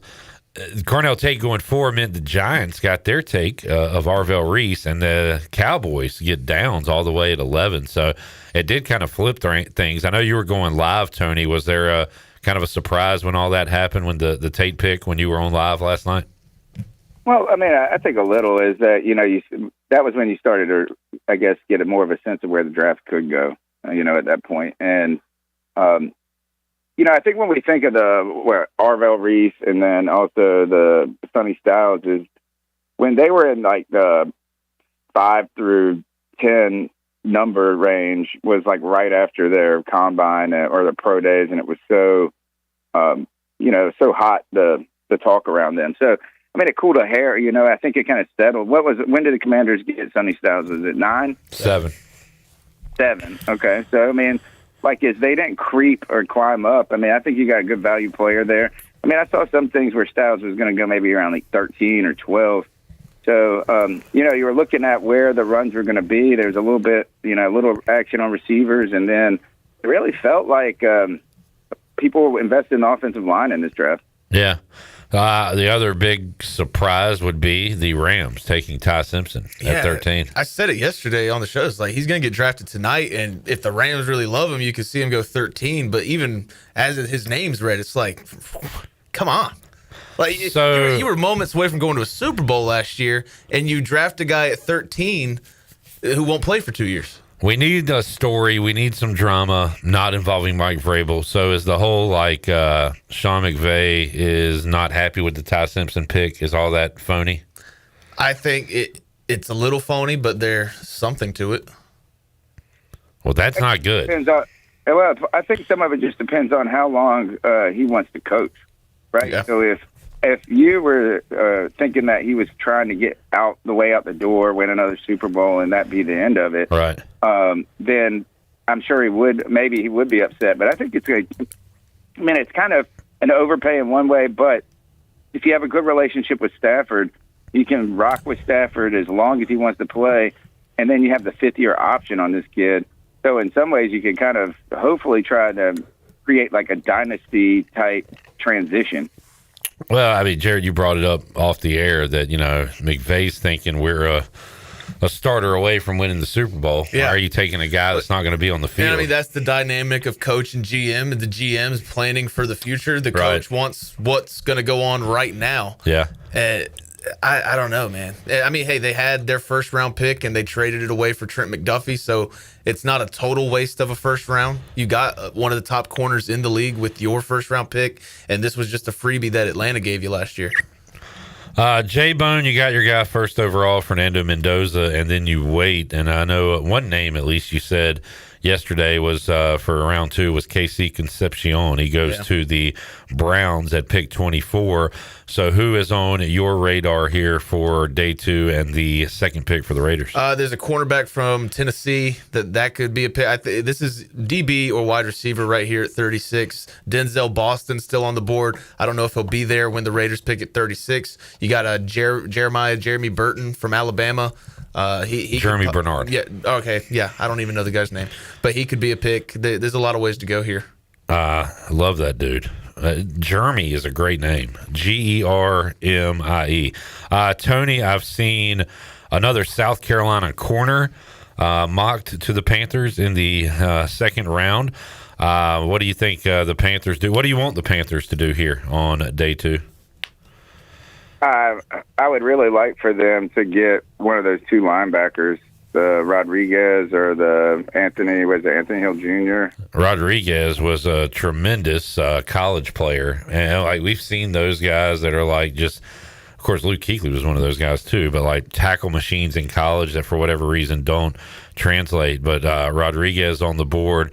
And then who's the other linebacker you said? Anthony Hill from Texas. Yeah, on the board right now, available. Rodriguez is interesting. Luke Kuechly did a kind of a profile on him, just talked about how much he loved him as a player. Yeah. And, he really talked about like how he can play with anticipation, because he just kind of he's almost playing too fast. He's reacting or anticipating rather than reacting, and it's not just you get guys that have the measurables out there that can run fast, that can jump high and do this, but if they're playing slow, that's too late. So he really liked Rodriguez. He compared him. He said he reminded him a lot of in stature and play to Levante David. Yeah, well, not a bad guy if you can get him there. Anything else you're looking forward to here in the second, third round, Jared? Not real. I mean, I'm kind of just not getting excited, not reading names. I just want to see who we get, and I'll take a look at it Sunday or Saturday night.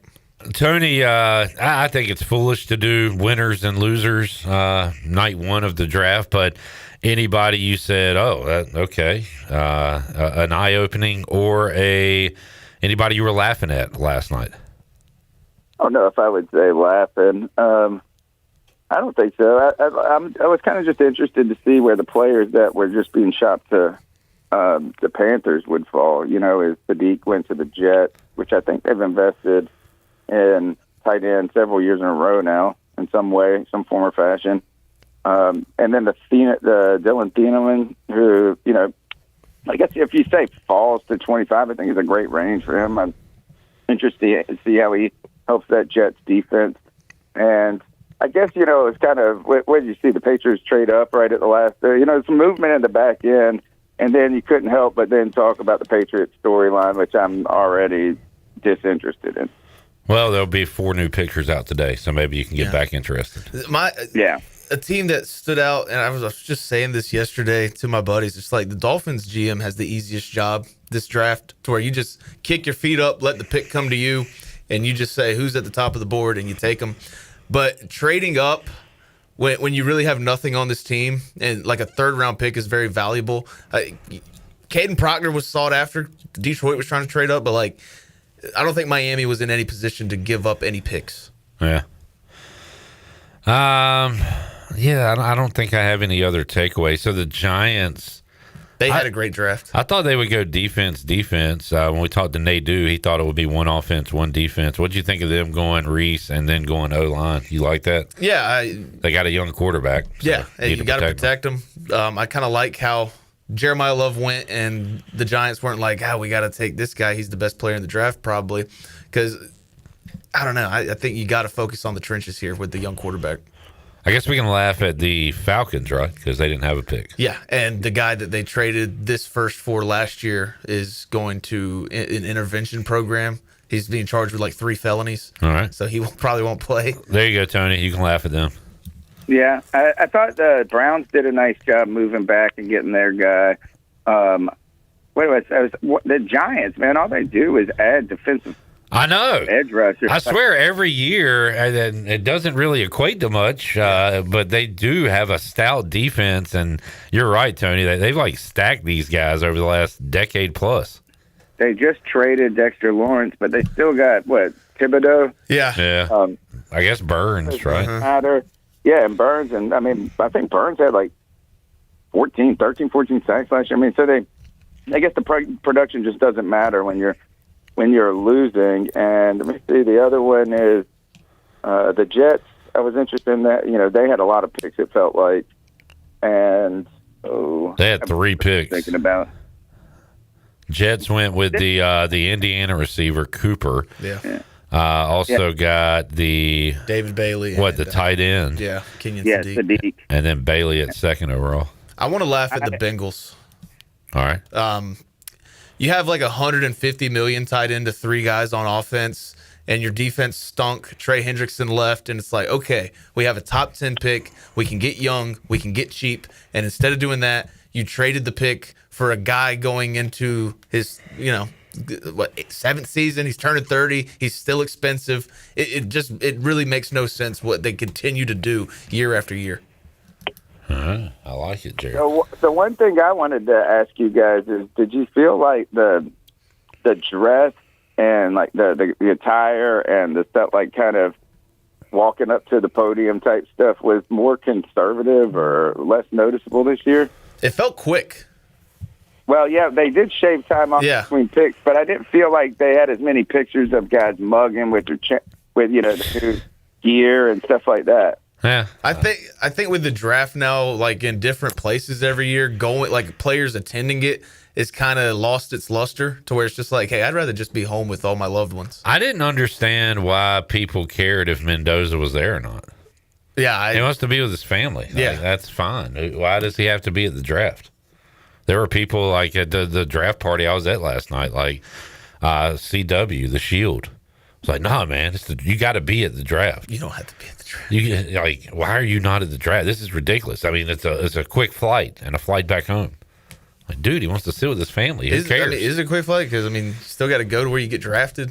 I don't know. Doesn't bother me.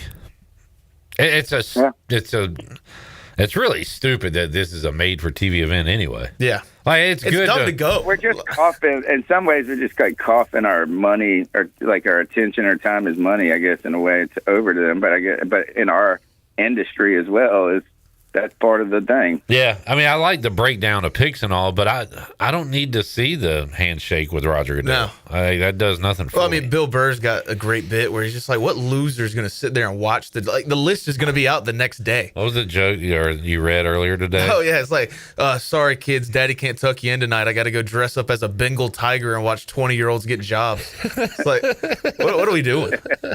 I was talking to my buddies last night where it's just like, look, we're big sports guys. We have bucket list events. Yeah. You couldn't pay me to go to the draft.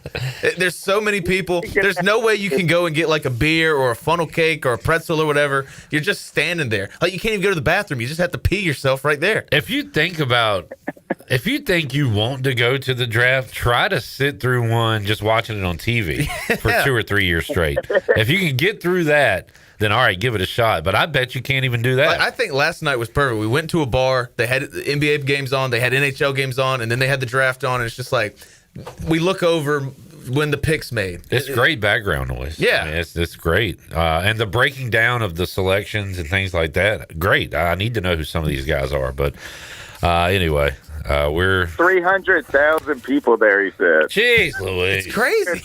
Boy, it's like going to Times Square. Oh, well, that's stupid too. Yeah, I did love though. Once the Steelers made their pick, there was like a mass exodus. It's like, all right, saw the Steelers pick, we don't care anymore. We're kind of spoiled too, living in this timeline. Like if we were in the 1960s or something, well, things were probably different back then in all regards. But when you didn't have all the internet, TV, monitors everywhere, it was probably cool to be at stuff. Yeah. And now I'm old too, so I'm like, yeah, I'll just watch the Hurricanes at the house. Like, I'll just watch the draft. I'm the same way, Clip. And then even after, I mean, we're doing a live show that I don't technically kind of want to do, and the Panthers pick, and I'm just like, can we just wrap this up? Yeah. Well, why are we sitting around now? We got our pick done. Yeah.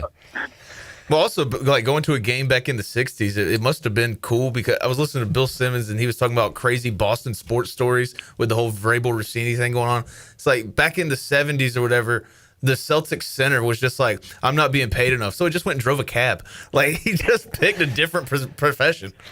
You also had to put on your best Sunday suit to go to a game back in the day and your hat. All right, Tony, C3 Panthers podcast. Are y'all going to be on again tonight? I think they are, man. Tony's tapping out. 2 rounds tonight.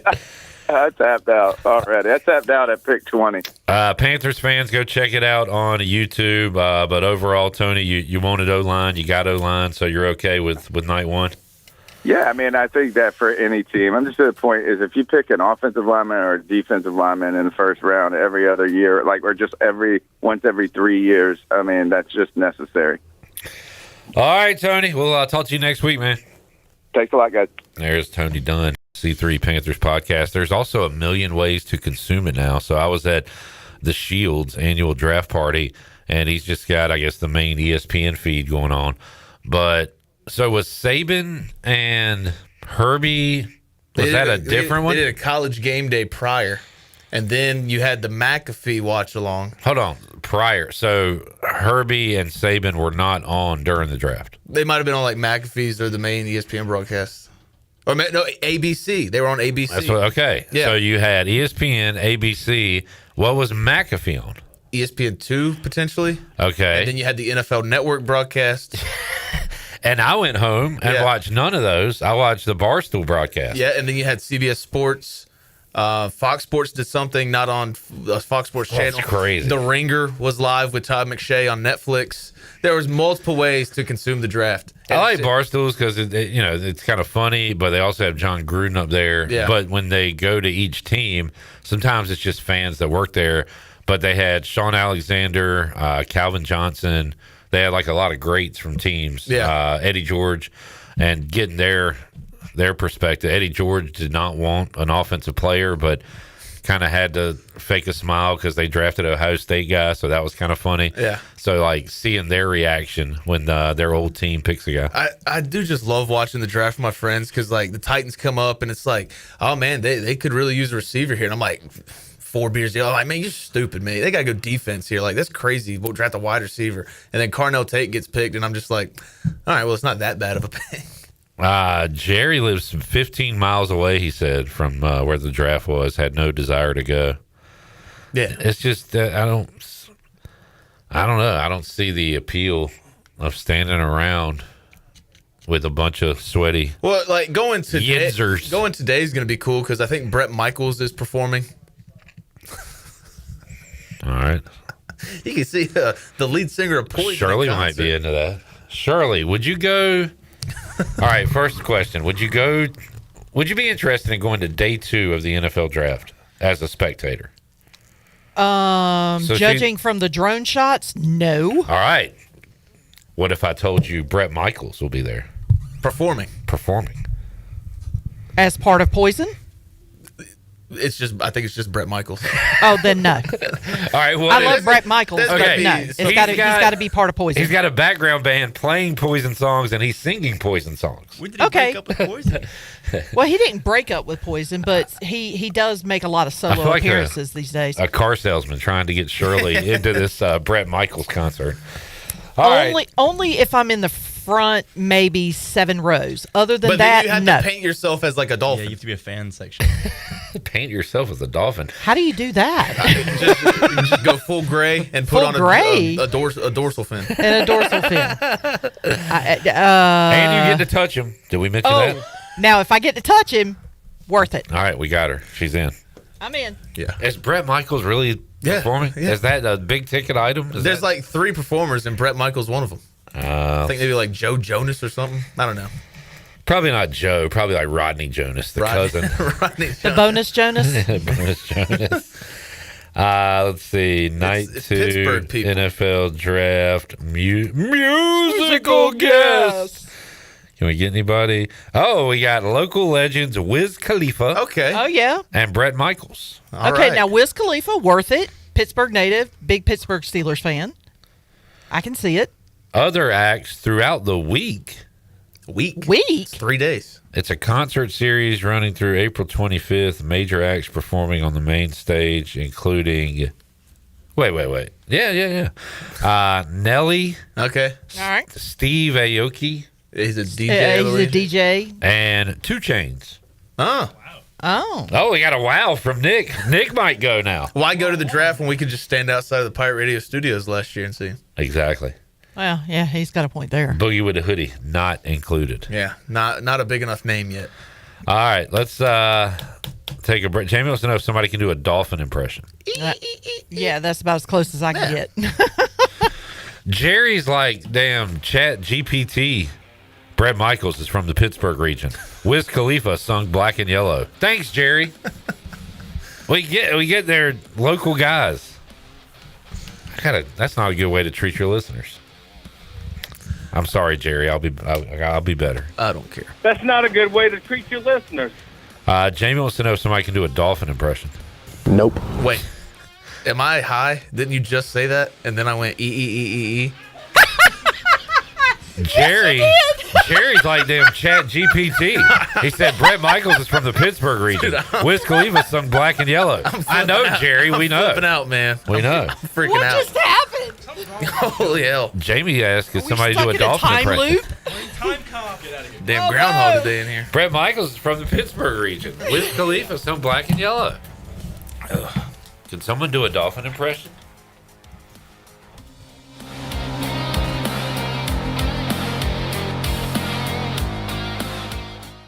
UBE and PirateWare.com are proud to offer the Pirate Nation its largest inventory of ECU merchandise and tailgate supplies ever. UBE has the best prices in town, so that makes UBE your one-stop shop for all things ECU. UBE does daily restocks of Champion, Adidas, and Under Armour. Don't forget to bring your young Pirates to plunder the Crow's Nest, which is the only kids store dedicated to ECU. Plenty of free parking in downtown Greenville. Visit them online at PirateWare.com. Go Pirates!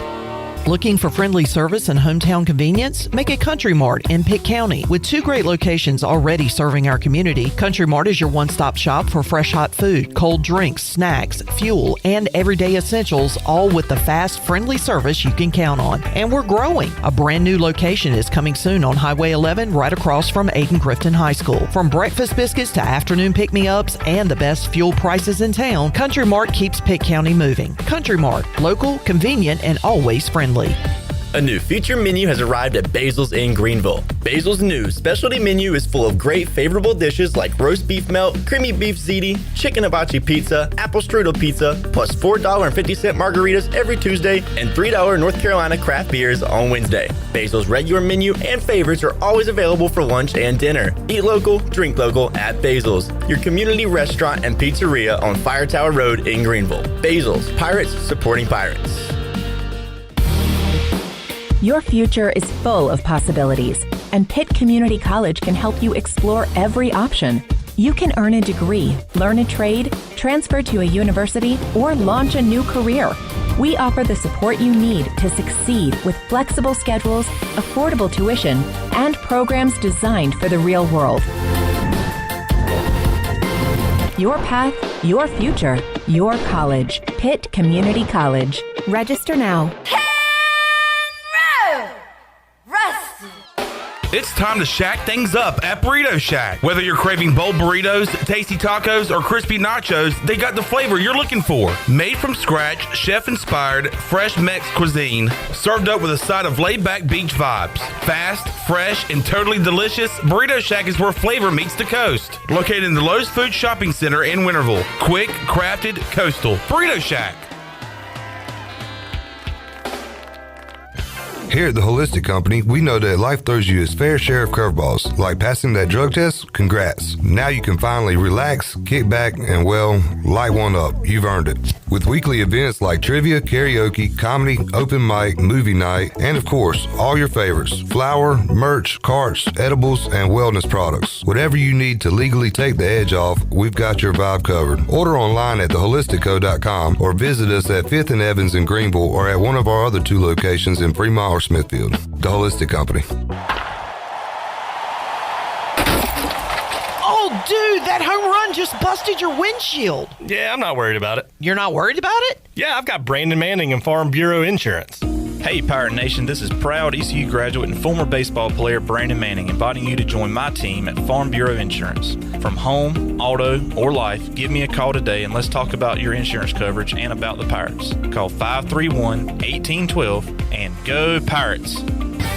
Saturdays are your day to kick back, relax, and have fun. That's why Ottavola Market Cafe is the perfect place to go for dinner, drinks, and takeout. Ottavola is open every Saturday at 4 p.m. on the bar side, serving a special selection of menu favorites of appetizers, pastas, and specialty pizzas. Whether it's dine-in, takeout, or drinks with friends, Ottavola is the best choice every Saturday starting at 4 o'clock. Visit OttavolaMarket.com to see what's new, and visit Ottavola on Red Banks Road every Saturday starting at 4. Pirates supporting Pirates.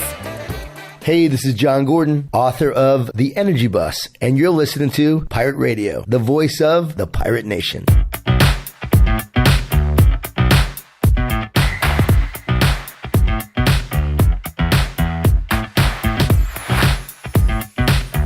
You're listening to Hour 2 of Pirate Radio Live. The Pirate Radio app is available now. Powered by Carolina Caliber. Download the app today and have Pirate Radio at your fingertips. Now, back to the show. Welcome back. Michaels and Gateway Family and Cosmetic Dentistry has been Greenville's premier dental practice for over 40 years. Their mission is to provide exceptional dental care with compassion, integrity, and innovation, ensuring every patient leaves with a healthy, confident smile. Visit them at 2330 Hemby Lane in Greenville or give them a call at 752-1600. Now let's head back in to PRL. Here is your host, Clip Brock. Back with you, Pirate Radio Live, at the end of the last segment. I read the same comment twice, and people really enjoyed that. Jamie said he thought his stream rewinded and it scared him. Robert laughed. Jerry said, I don't know what happened. Hunter said someone reset clip. He's malfunctioned. And then Jamie asked, what happened there? Did you lose a few seconds of time? I got to know.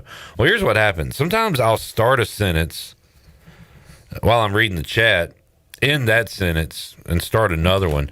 And when I first saw your, can someone do a dolphin impression? I apologize for asking again. I saw what Jerry had said, which was the Bret Michaels Wiz Khalifa stuff.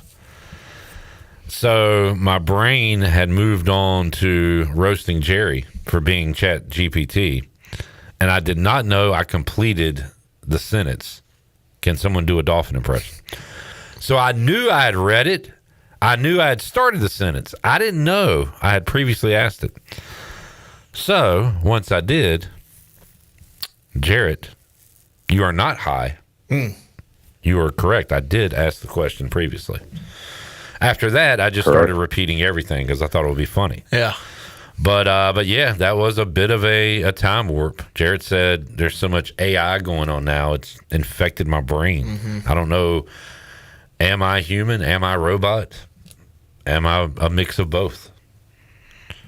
It's kind of scary to think about. Yeah, there's a lot of scary things to think about. Name two. Death and car accidents. Shark attacks. That's three. I don't worry about shark attacks because I am so deathly afraid of sharks, but I'd never get in the ocean to where it's just like, why am I still like thinking I'm going to get eaten by a shark? That's very weird. They're not going to come get you on land, man. I only get in there to use the restroom. Number one. Do you drive all the way to the beach just to go to the bathroom? Yeah. Interesting. I'm one of those people. I can't use the public restroom. I can't even use the one at home. I got to go to the ocean. Zach, why are you standing there? Have you guys mentioned Sear Malanga today?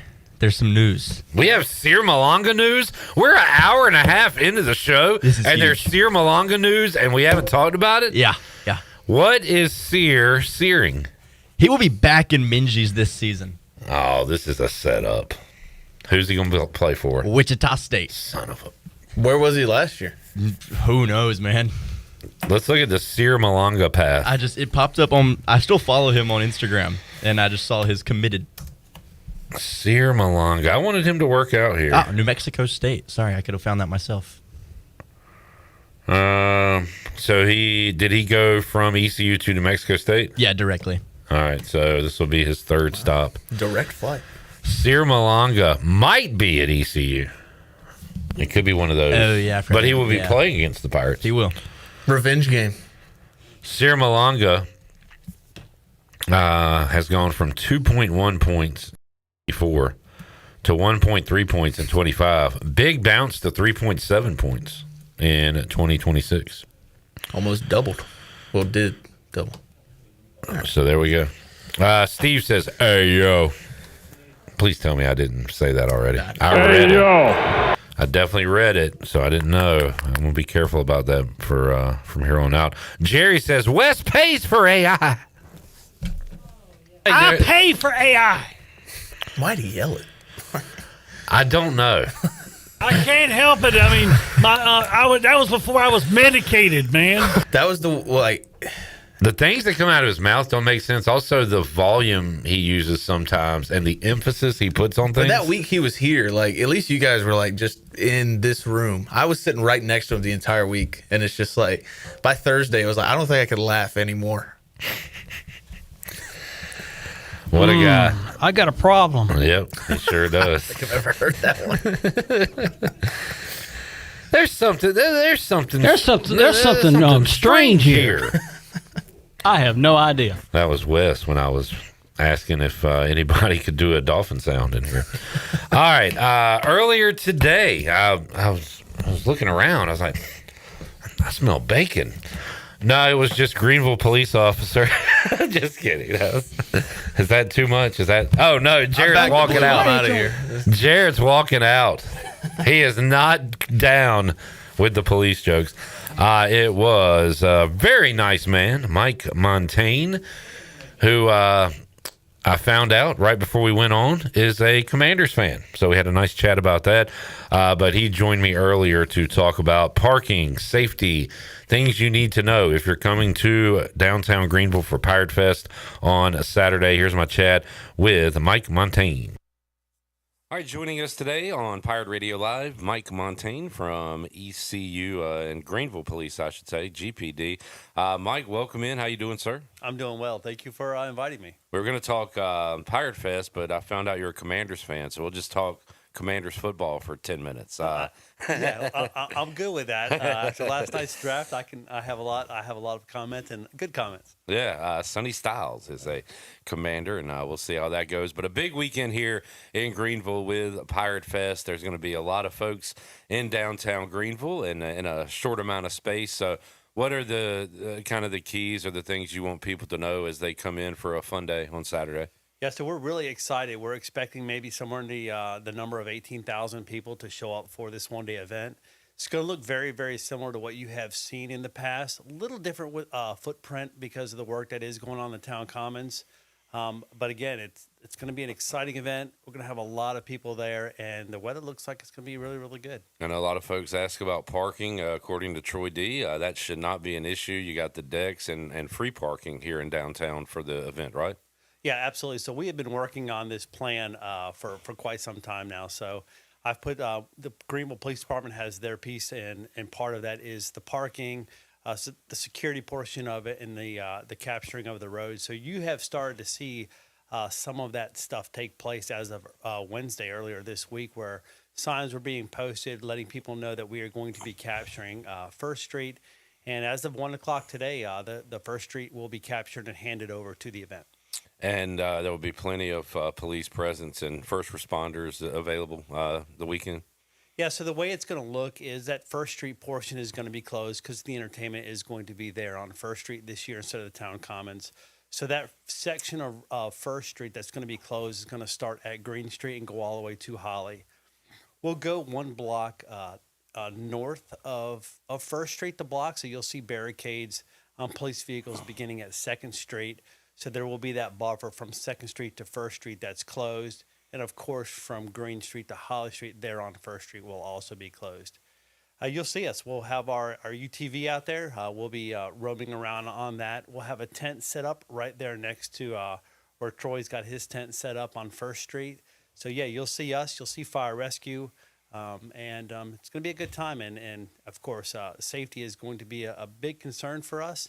And we're ready. We're ready for a great event. Yeah, anything you want people to know as they come out on how they can help themselves, but and won't have to worry about you or first responders. Anything you want to put out there to the public? Yeah. So again, this time of year it does get pretty hot. I'm not sure what the actual temperatures are going to be for this event, but it is a long event. The sun is going to be out, so of course, Probably hydrate during the course of the day and maybe evening before. Sunscreen is always a really good option as well. If you're coming with children, just keep an eye on them. Keep them with you. We don't need any missing children. But, again, if children are missing or you can't find your child, you can come to the Greenville Police Department tent that will be set up right there on First Street. Let us know. We have an event radio. Police will be throughout the event walking, and will certainly help anyone with any needs that they have brought to our attention. Mike, how long have you been with the Greenville Police Department? Since 1997. Oh, wow.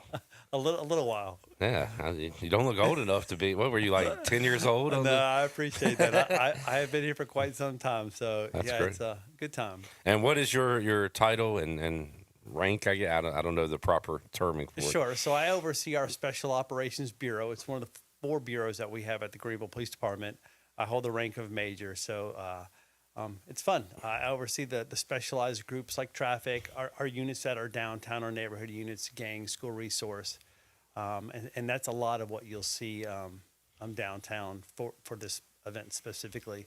And then, when it's over, you're going to see roads that will eventually start to open back up.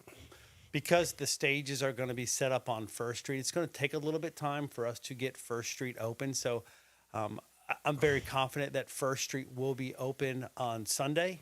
It might be midnight, but I'm very confident that it is going to be open on Sunday.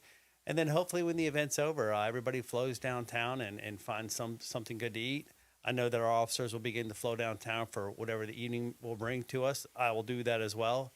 And just, again, looking forward to a good event, a safe event, and seeing you all there. Yeah, should be a lot of fun. Mike, what do you try to do as far as in your position with, like, community outreach, maybe connecting the citizens to the police? And I know that's important. So how do you go about that?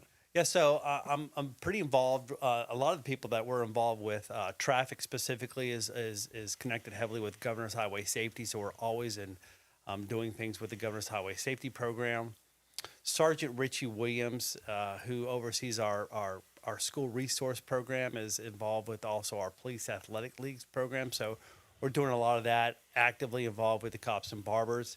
There's downtown groups that me and some of the other supervisors are involved in. In fact, I was at Crust the other day with all of the restaurant bar owners just 2 days ago. So a lot of things that we do other than just police or office work. We are always out in the community doing something, talk with somebody or listening to whatever it is that somebody has to tell us. Mike Montayne joining us real quick, just from a sports perspective. We talked earlier, you're an old Skins fan, a Commanders fan. You have some Tar Heels in your family, I believe. So, yes. But you're a sports fan, sports guy. I absolutely am, and I'm glad I wore the purple today. Good call. We watch a lot of Carolina, especially baseball this time of year, and absolutely looking forward to the next football season. Huge Washington Commanders fan. Yeah. And looking forward to the second night of the draft. Yeah, going to be a fun weekend as we watch draft. We got the Hurricanes going on with the Stanley Cup playoffs, and a big weekend here with the Pirate Fest. Your last words, Mike, for everyone. What do you want to get out there to everybody?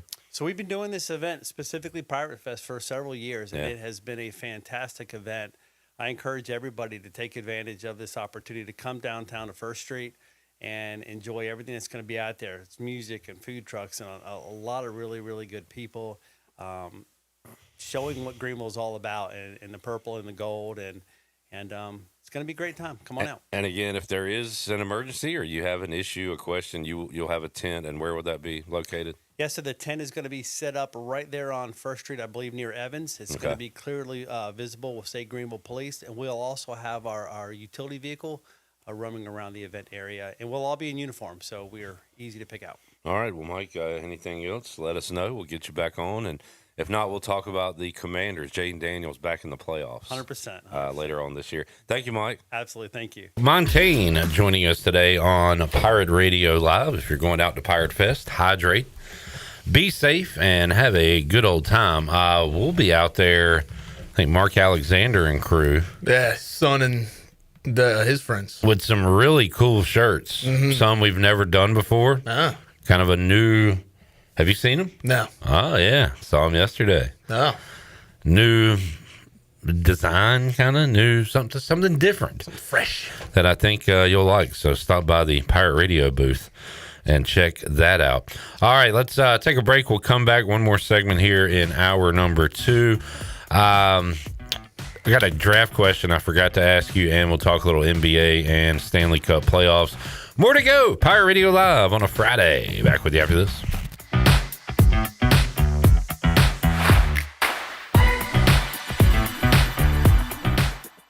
If you're looking for a delicious home-cooked country breakfast or lunch, look no further than CD's Grill. CD's Grill in Winterville has the best country cooking around. Start your day with CD's mouth-watering homemade cheese biscuits, eggs cooked to order, and pancakes so big and fluffy there's no way you leave hungry. Open Monday through Friday from 5:30 a.m. until 2 p.m. and Saturday from 5:30 to 11 a.m. CD's has lunch specials and an all-you-can-eat salad bar. Stop by, say hey to owner Jason Brown and the CD's crew. CD's Grill, 111 West Fire Tower Road in Winterville. CD's Grill, the best country cooking around. When it comes to protecting your home, don't gamble with just any roofer. Trust the pros at the Boone Group Roofing. Locally owned by Toot Boone, they've been serving all of Eastern North Carolina with honest, high-quality roofing you can count on. They offer no money down, and every job is backed by a 5-year workmanship warranty, because your roof should be done right the first time. Don't wait, call today at 252-714-0021 for a roof that's built to last and service you can trust. The Boone Group Roofing is on top of their game. The Toot Boone Boogie! East Carolina Chrysler Dodge Jeep in Greenville has the best deal ever on Ram trucks. During the Declaration of Deals sales event, get a special finance rate of 2.9% that can be used with already fantastic factory rebates. For example, you can choose up to $11,000 off and 2.9% for 72 months, or get $5,000 off with 0% for 60 months. So if you've been thinking about a new Ram truck, now is the time at East Carolina Chrysler Dodge Jeep. And how about the 26 Jeep Grand Cherokee? Save up to $6,000 on America's most awarded SUV, or lease a new Grand Cherokee for only $429 per month. Or take the top off and enjoy the sun with a 2026 Jeep Wrangler. Save up to $7,000 on a 26 Jeep Wrangler, or lease one for only $329 per month. East Carolina Chrysler Dodge Jeep, across from the Cockerell in Greenville. Come see us! 36-month lease, 10,000 miles per year, and $39.99 due at signing. Tax, tags, and $8.99 admin fee not included. Washington's favorite place to eat and where all the locals go is down on Main Street. Down on Main Street is open 7 days a week. Stop by for the house salad with grilled chicken, the half club sandwich with chips, or everyone's favorite, the fried shrimp plate. After work, Down on Main Street is the perfect spot for dinner and drinks on the patio. Join Down on Main every Wednesday for half-price wings from 4 p.m. to close. Down on Main Street in historic downtown Washington. Go Pirates! Eastern North Carolina's newest concert destination is here. It's Carolina Crossroads Amphitheater, a brand new state-of-the-art outdoor amphitheater with room for 30,000 fans. Reserve your seat or grab a spot on the lawn and enjoy food trucks, vendors, cold beer, and cocktails all night long. It's just a short drive away right off I-95 in Roanoke Rapids. Carolina Crossroads Amphitheater, showcasing world-class entertainment and delivering exceptional experiences for every guest. Visit CarolinaCrossroadsAmp.com for more information. Looking for the perfect bottle of wine or something a little more unique? Discover Simply Divine Oil and Wine in Arlington Village. With a huge selection of hand-picked wines and gourmet olive oils, there's something for every taste. Not sure what to choose? Kimberly and her expert team are always ready to guide you, answer your questions, and help you find your new favorite. Join the fun with wine tastings twice a month or test your knowledge at trivia every Thursday. Follow Simply Divine Oil and Wine on Facebook and Instagram to stay in the know. Simply Divine Oil and Wine. Elevate your pour. East Coast Grading and Utilities is your source for clearing, hauling dirt, and concrete work. East Coast Grading and Utilities handles all sewer and water issues as well. I'm David Vaughn. Whether putting in a new subdivision or helping you with any and all of your drainage problems, I can get the job done. Call me at 531-7494. No job is too big or too small. East Coast Grading and Utilities. Friends helping friends. 531-7494 for East Coast Grading and Utilities. This is Miles Bear, and you're listening to Pirate Radio, the voice of the Pirate Nation.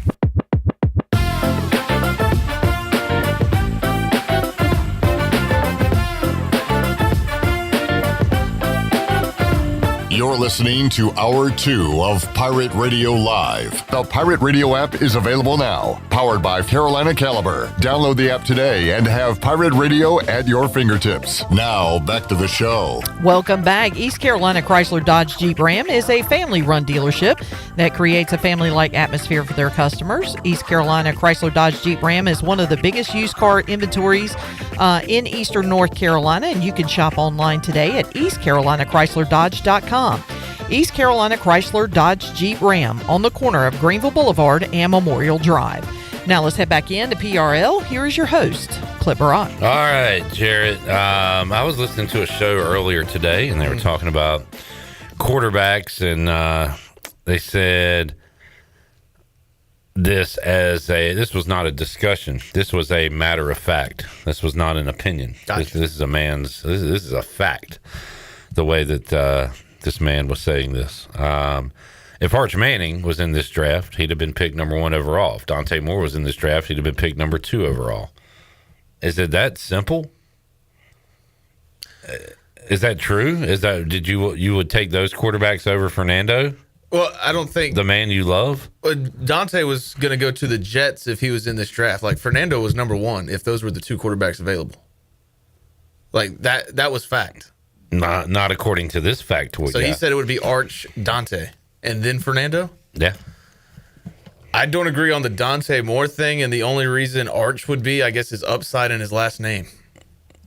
Because, I mean, should we have this discussion with Mully Tuesday? You can look side by side at what Texas and Indiana did, what the two quarterbacks individually did. And if you're just like, no names, it's just Indiana QB, Texas QB, NCAA 14, that kind of deal.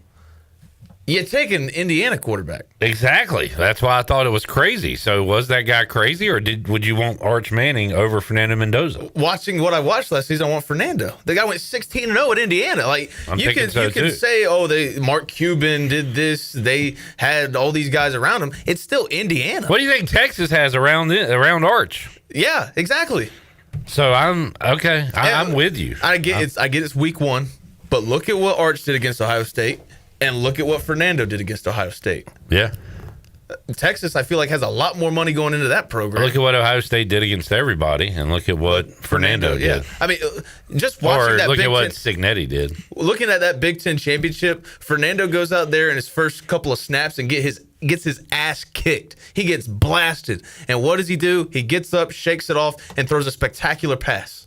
And he wins the game.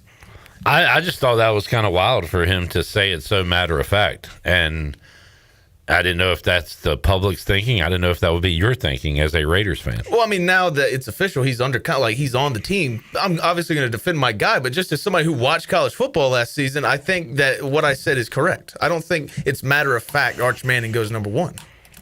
Do you want to chime in, Zach? Arch barely feels like a first rounder to me. I mean, I know. I mean, for real. I was on the wrong side of that last year with Mully. I think Arch got a little better as the year went on, but like he was a glorified running quarterback. But I mean, we're watching him against San Jose State, and it's like, I get wasn't 28-7. 28-7 is not good enough. Arch wasn't good enough. Watch him against UTEP. They shut him out. Not good enough. And they had a chance to get to the playoff, right? And they lost to A&M. Did they lose to A&M late? Or did Texas beat A&M? They blew it. They had a chance, and they blew it. Yeah. Let's just say that. Yeah. He's a pretty average Power 5 quarterback or high power quarterback. Hey, this is why he stayed. We'll see what he does this year. He could be the number 1 pick next year. This year? Like I said, upside in his last name. I think Arch has a higher upside than Fernando, but Fernando, I think you're going to get the most consistent play out of Fernando. All right, Jarrett, CJ McCollum. Man, you fired me up with that. Like that got me going. I thought it would get you going more. I'm kind of mad. I'm mad. Good. I thought you should be. Yeah, but you didn't even seem that mad. Well, because I actually had points. You sounded like you were very. When I'm mad and don't have points, I just yell. Right. Okay. You brought some substance to it. Yeah. This is kind of like a how dare you.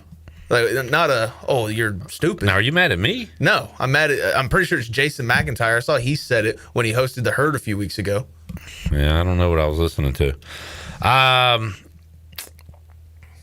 McCollum, game winner. It's crazy. The 34-year-old CJ McCollum is taking a leap in the playoffs. It was like a salary dump move to get Young out of Atlanta, right? And in exchange, they get C.J. McCollum, just so they could have a guard to play out the season. It's crazy to see, like, C.J. McCollum especially, because he should have been like, we got to go get this guy. He's wasting away in Washington. He'd be a great piece for our playoff run. Big at 6-man. But to see Luke Kennard do what he's doing for the Lakers and to see C.J. McCollum do what he's doing for the Hawks, 2 guys that anybody could have had.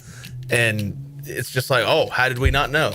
You should have known. He's like in the Kobe White category almost. Not age-wise, but like that should be his role, I feel like, for one of these teams. He's not a point guard, but he's comfortable with the ball. It's great that they have Nickeil Alexander-Walker, so CJ can kind of play some off-ball situations. But if you need him to bring the ball up the court, the guy's amazing anyways. And I think, look, the Knicks match up well against the Celtics, but they do not match up well against this Hawks team. C.J. McCollum can be guarded by anybody, and he's going to have his day. He's going to have his way with them. He's going to feast. Hawks win at 109-108 on the McCollum jumper.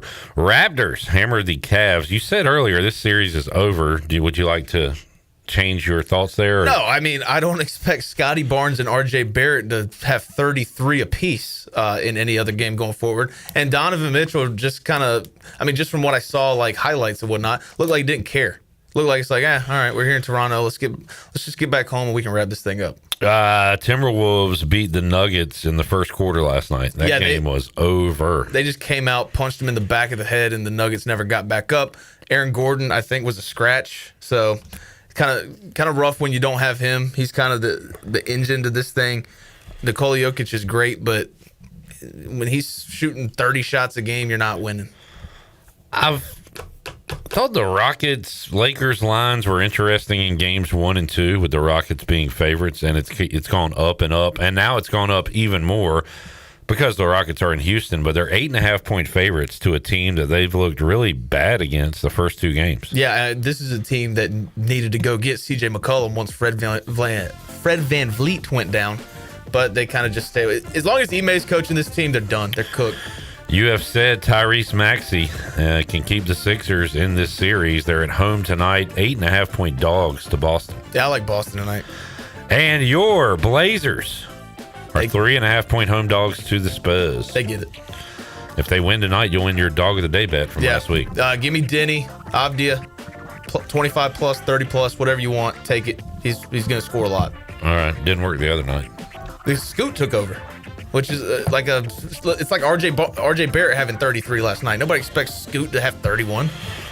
Well, how about you scoot on out of here? I will. We'll see you at the ballpark. All right, we'll see you at the park. Pirates and Bulls. We'll talk about that and some football with Morgan Ehlers when we return. Back with you, Pirate Radio Live, after this.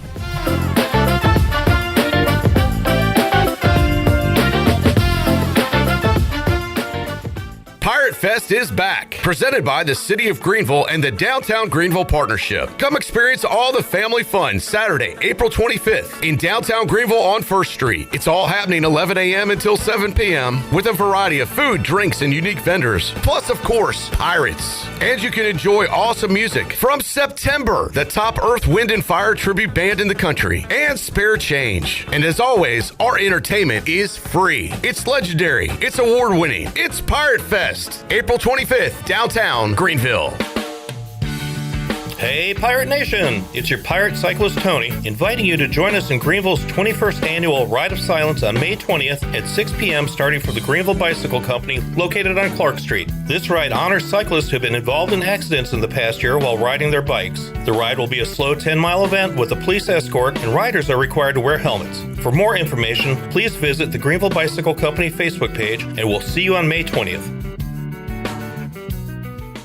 College is hectic, but where you live shouldn't be. At Pirates Cove, you get your own quiet space and private bathroom. With 2 pools, a fitness center, EV chargers, the only student property with a new soccer mini pitch field, a business room for focus, and a quick ride to campus. No dorms, no drama, just the lifestyle you're looking for. Pirates Cove isn't just where you stay, it's where you live. Doug Henry of Greenville is your premier used car dealership with over 300 vehicles to choose from and brand new inventory arriving daily to take care of all your needs. Doug Henry offers the best selection of used cars around, and it's easy to find right on the corner of Greenwood Boulevard and Memorial Drive. You can also find them at DougHenryofGreenville.com. Right on the corner and always right on the price. Doug Henry of Greenville.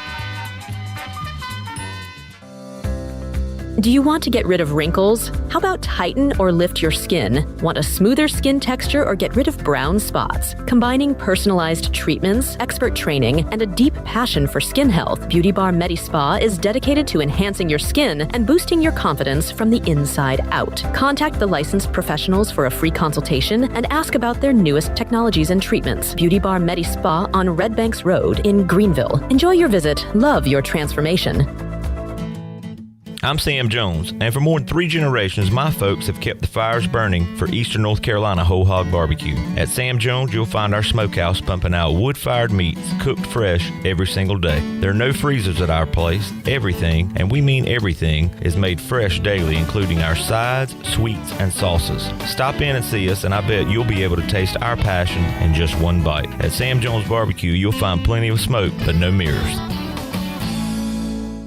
Get ready because Honda has equipped the 2026 CB750 Hornet with E-Clutch, delivering stall-free starts in traffic and full-power quick shifts up and down when you want to wake it up. A torquey 755cc parallel twin delivers arm-stretching acceleration with Street Fighter style built to stand out. Visit Ron Ayers Motorsports, Highway 11 north of the airport in Greenville and experience the 2026 Honda CB750 Hornet E-Clutch. For your safety, read the owner's manual and always wear a helmet and night protection. Honda motorcycles are for riders 16 years and older. When it comes to building or remodeling your home, every detail matters. Hi, this is Kathy Herring with KDL Construction, and we believe great design begins with careful planning and ends with flawless execution. With open communication and a true partnership mindset, we guide you through every step, turning your vision into reality. Our goal, to deliver more than a building project. We create an experience that is seamless, stress-free, and inspiring. Visit KDLConstructionLLC.com to start your transformation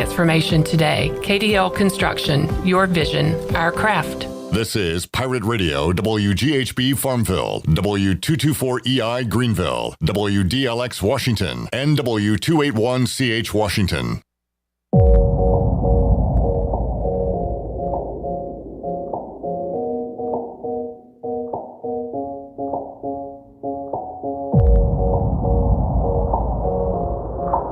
You're listening to Hour 3 of Pirate Radio Live. This hour is brought to you by Carolina Eagle Distributing, celebrating 150 years of Budweiser all year long. This Bud's for you from Carolina Eagle, serving the Pirate Nation since 1989. Now, back to the show. Welcome back. Don't leave safety to chance with national companies or do-it-yourself systems.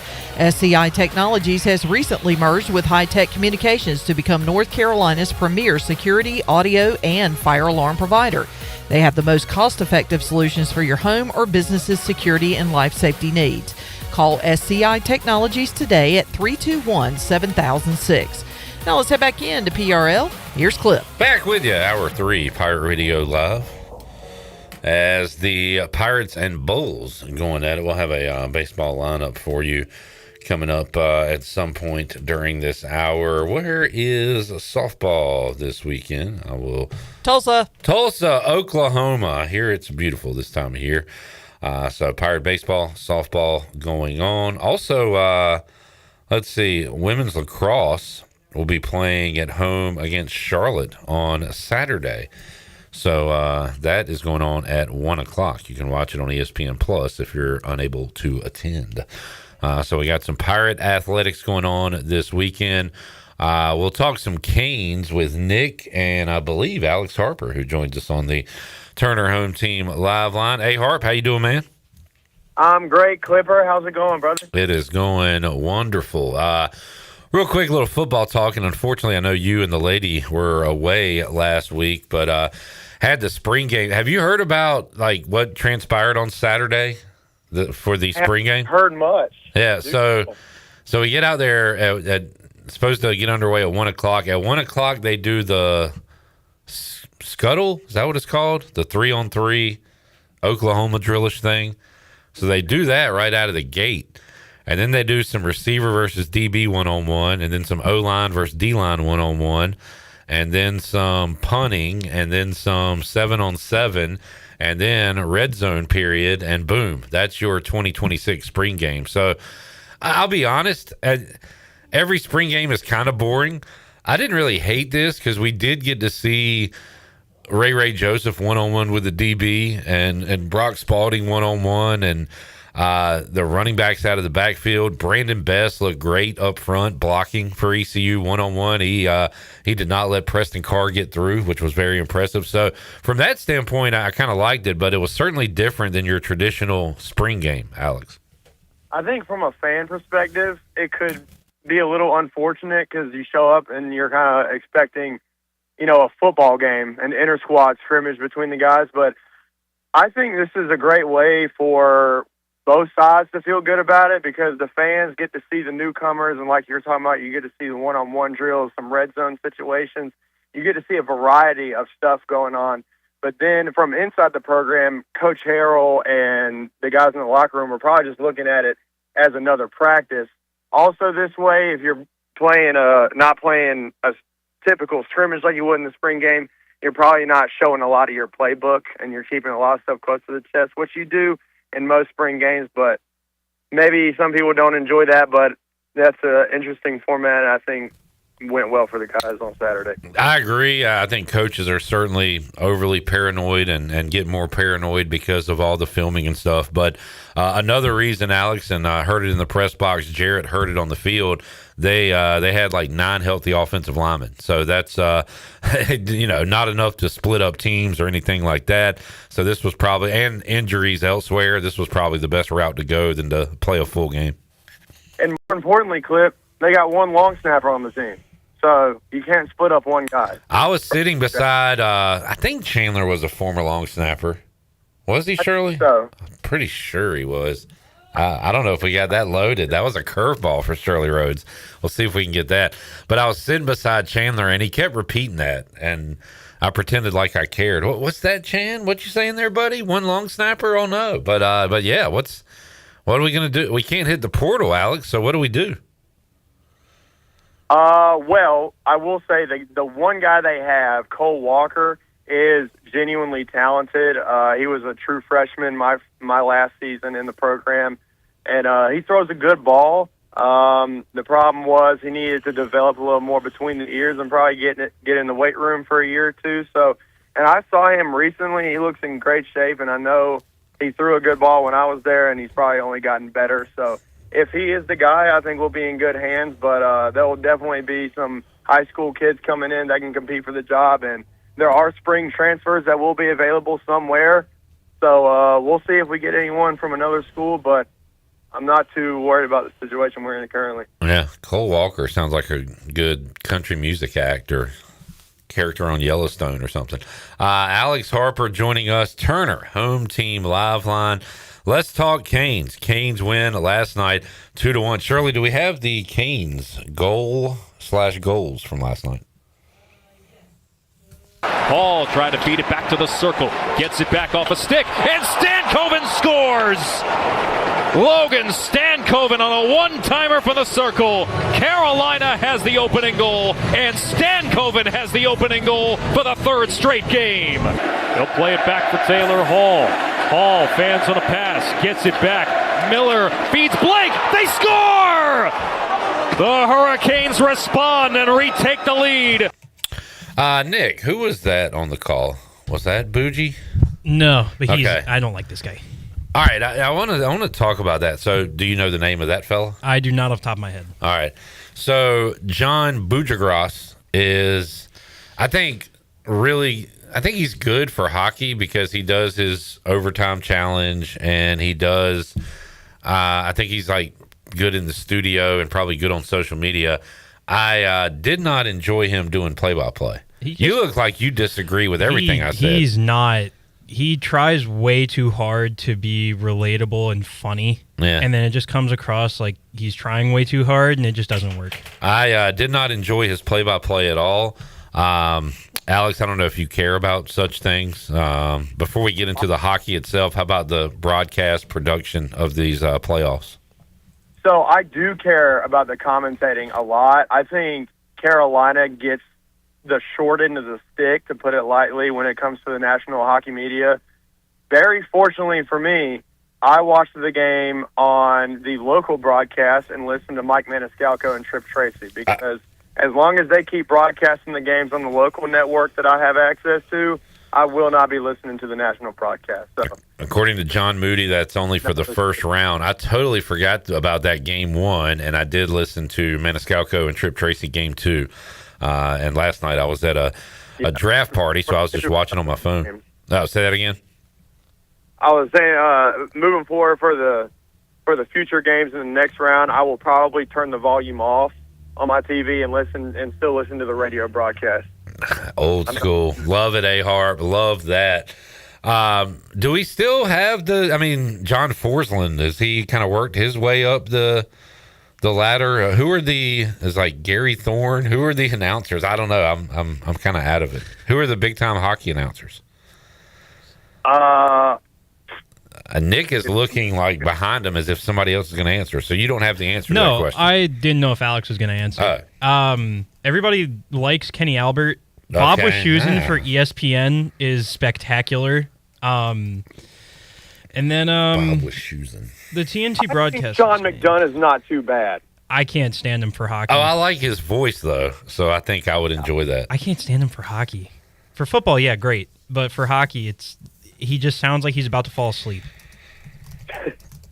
I like this because I've been complaining about NBA announcers as well during this postseason.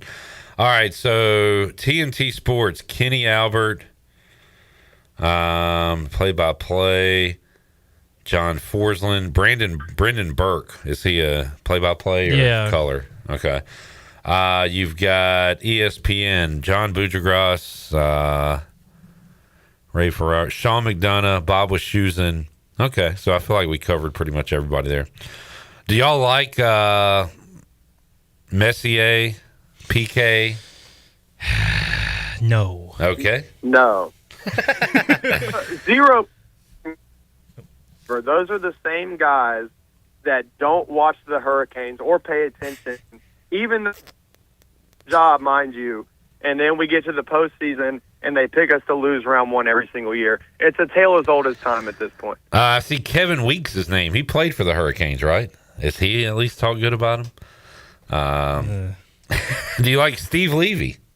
Y'all are haters, man. ESPN broadcast for hockey stinks. So do you like the TNT guys? Do you like Biz, Paul Bissonnette, and that crew? Biz, no, but the TNT panel, yes.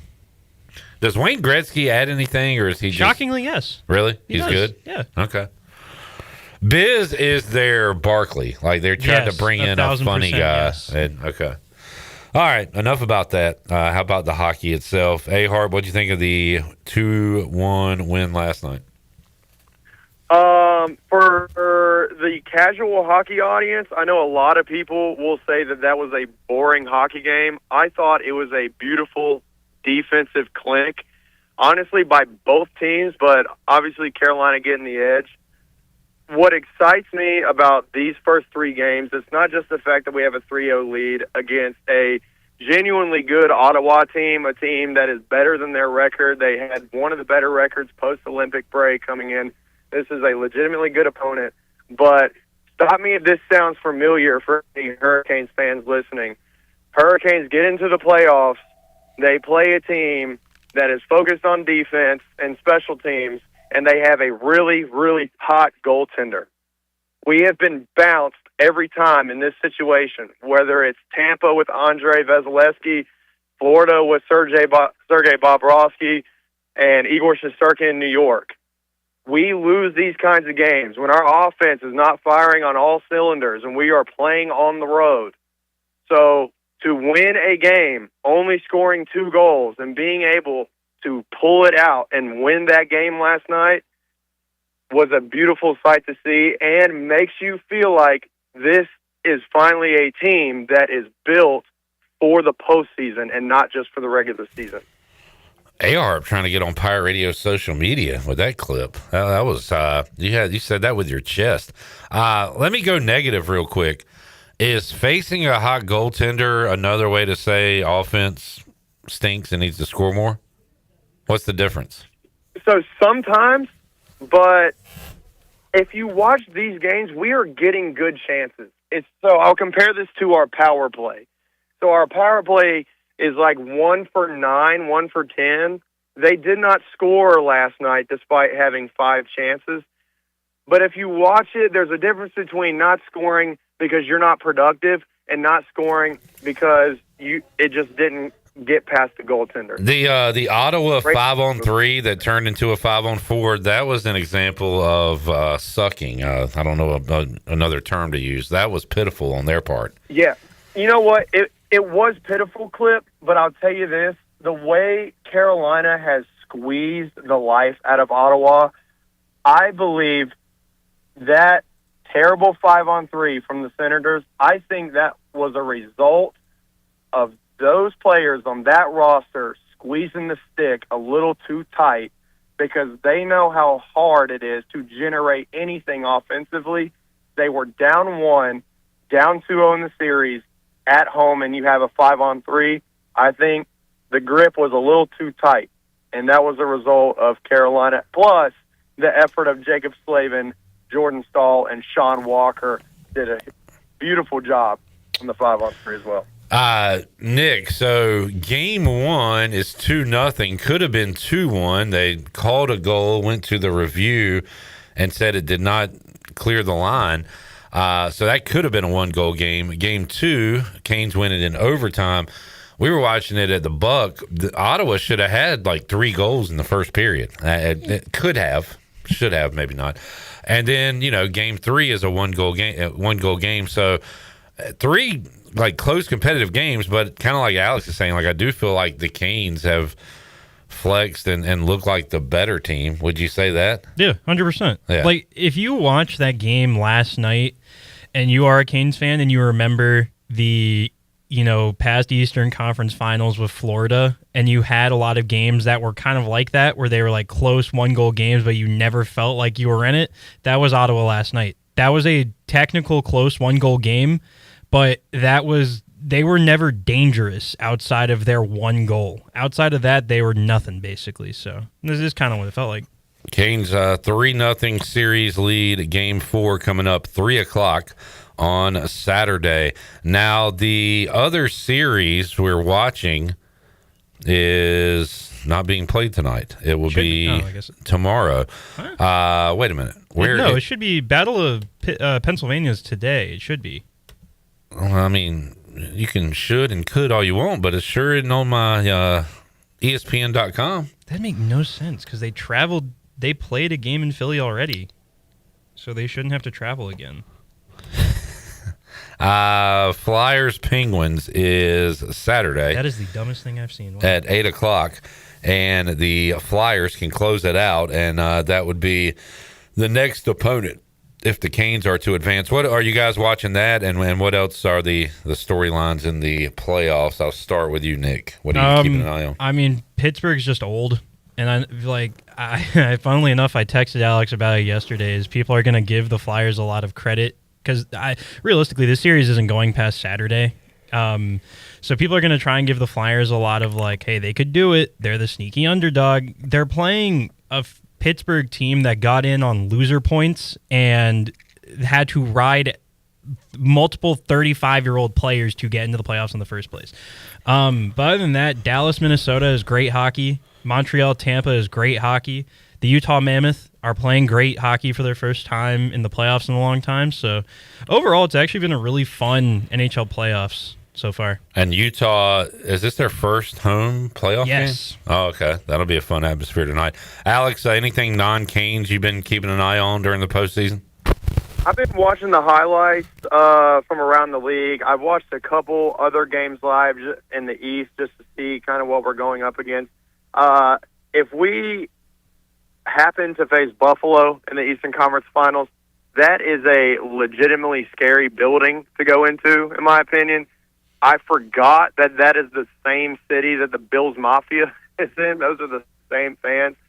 So to see, I know it's been fun, but Game 1 in Buffalo, when they scored 3 goals in the third period to take the lead in the final minutes, and that place going nuts, it was a beautiful sight to see, and I will give them credit for that. They've waited a long time, and that is a very good hockey team. So the East is a really good conference. And they went to Boston and won last night? Wow, yeah. They did. Sabres lead at 2-1 in that series. All right, AHarp, enjoyed it, man. We will get you back in here next week. Thanks for joining us today. Yes, sir, Clip. Always a pleasure. Talking some hockey with Alex Harper on the Turner Home Team Live Line. All right, Shirley, let's take a break. We'll come back. We'll do a quick seg, our Simply Divine Oil and Wine Best of Pirate Radio, and then we'll get to our interview with the Letchworths, because that is a lengthy one. So we'll do a quick seg and then hear from Michael and Larkin Letchworth as they talk to Ellerby. More to go. Pirate Radio Live on a Friday after this.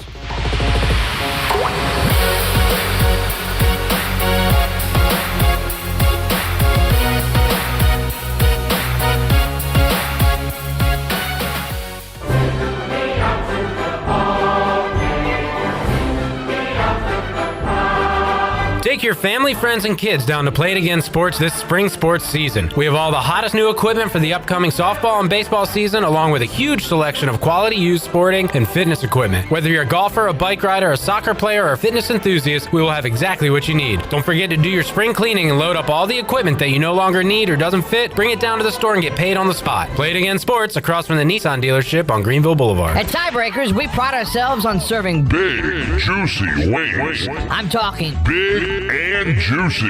Our chickens are the same ones that kick sand in the other chickens' faces. If our chickens played football, they'd be linebackers. The competition's chickens, they'd be skinny little kickers. Trade those kickers in for linebackers. Join us today for big, juicy wings. All season long at Tiebreakers. Tiebreakers, with 2 locations in Greenville and on Railroad Street in Winterville. Michaels & Gateway Cosmetic and Family Dentistry has been Greenville's premier dental practice for over 40 years. I am Dr. Chris Gateway, and our mission at Michaels & Gateway is to provide exceptional dental care with compassion, integrity, and innovation, ensuring every patient leaves with a healthy, confident smile. Doctors Michaels & Gateway are committed to providing an outstanding patient experience with every visit. Not only do we offer all your dental needs under one roof, in most cases, we can take care of those needs on the same day. Bring your smile to us at Michaels & Gateway Cosmetic and Family Dentistry.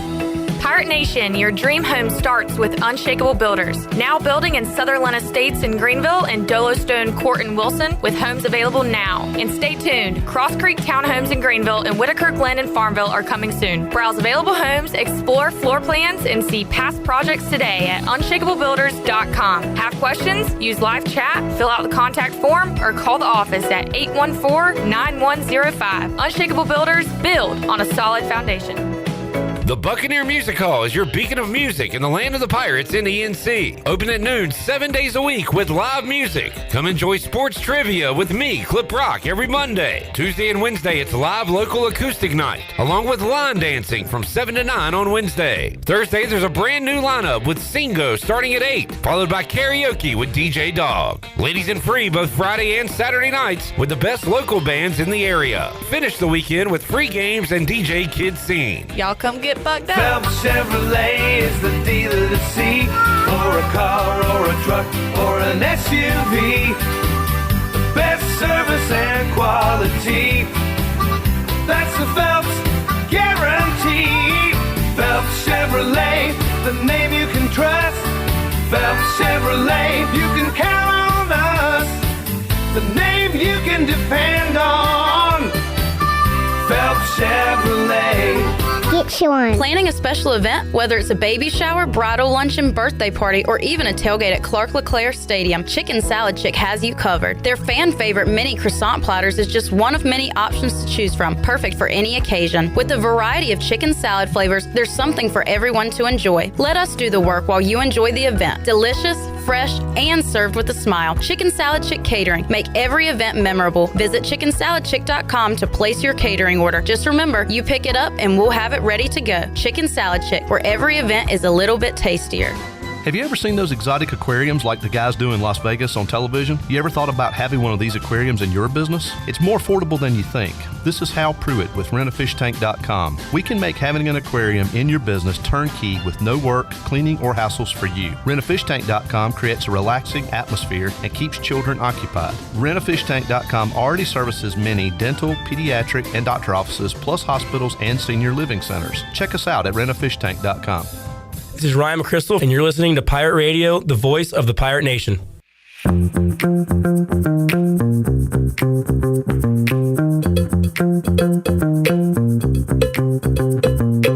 You're listening to Hour 3 of Pirate Radio Live. This hour is brought to you by Carolina Eagle Distributing, celebrating 150 years of Budweiser all year long. This Bud's for you from Carolina Eagle, serving the Pirate Nation since 1989. Now, back to the show. Welcome back. Tiebreakers is open every day at 11 a.m. and is the best place to watch your favorite sports while enjoying the best wings in town, along with sandwiches, appetizers, cold beer, and more. Follow Tiebreakers on Facebook and Instagram for daily updates. Tiebreakers with 2 locations in Greenville at Bells Fork and on Greenville Boulevard, and on Railroad Street in Winterville. Now let's head back in to PRL. Here's Clip. All right. Great week on Pirate Radio Live. Let's get our Simply Divine Oil and Wine Best of Pirate Radio look back at the week that was. We talked to Trace Baker, who went to South Central High School, UNCW, and now is a part of the Blue Jays organization. And we talked about his rise from college to the minor leagues.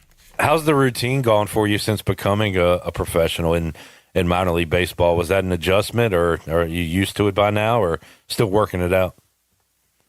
It's definitely different. Going to college, you got to go to class and handle a bunch of other stuff, where now it's like your job is just to be good at 6 o'clock. So it's different for sure, but I'm a guy who likes to sleep in, so it really doesn't bother me all that much. I'll sleep till 10:30 and then get up, get some food, and head to the field. So I enjoy it. That was Trace Baker. I really enjoyed talking to Luther Campbell. Uncle Luke, he talked about, of course, Ray Joseph, and asked him what he knows about ECU. Oh, man, I know it's arguably the best college atmosphere, party town in America. Everybody knows that. If you know anything about college football, you know that. I mean, every celebrity that I know, whether it's Shaquille O'Neal, who don't live too far from me, talks about, coming there and doing events, and whether it's him or you name it. I mean, you have quite a few people that know about it. There was a guy named Trell Scott, used to be the running back coach over there. Yeah, Trell is my good friend. When you've been coaching this long, you know a lot of coaches, whether it's Lane Kiffin or Nick Saban, a lot of people in this business. And so Scott used to tell me about East Carolina and the rich tradition. I know the fans are very supportive of their program. I can't wait to come up there and see Ray play. One of the games I'm going to come to, definitely. If it ain't, the definite game I'm coming to is when they play FAU, because I want to see them beat the brains out of them. Beat the brains out of them. I also talked to Shane Perry, former Pirate football player, who is now a jackman in NASCAR. And Jared had mentioned seeing some scouts from NASCAR at Pro Day a couple years ago, and we asked Shane how he went from football to NASCAR. So at the Pro Day, apparently there were some scouts there, like you said.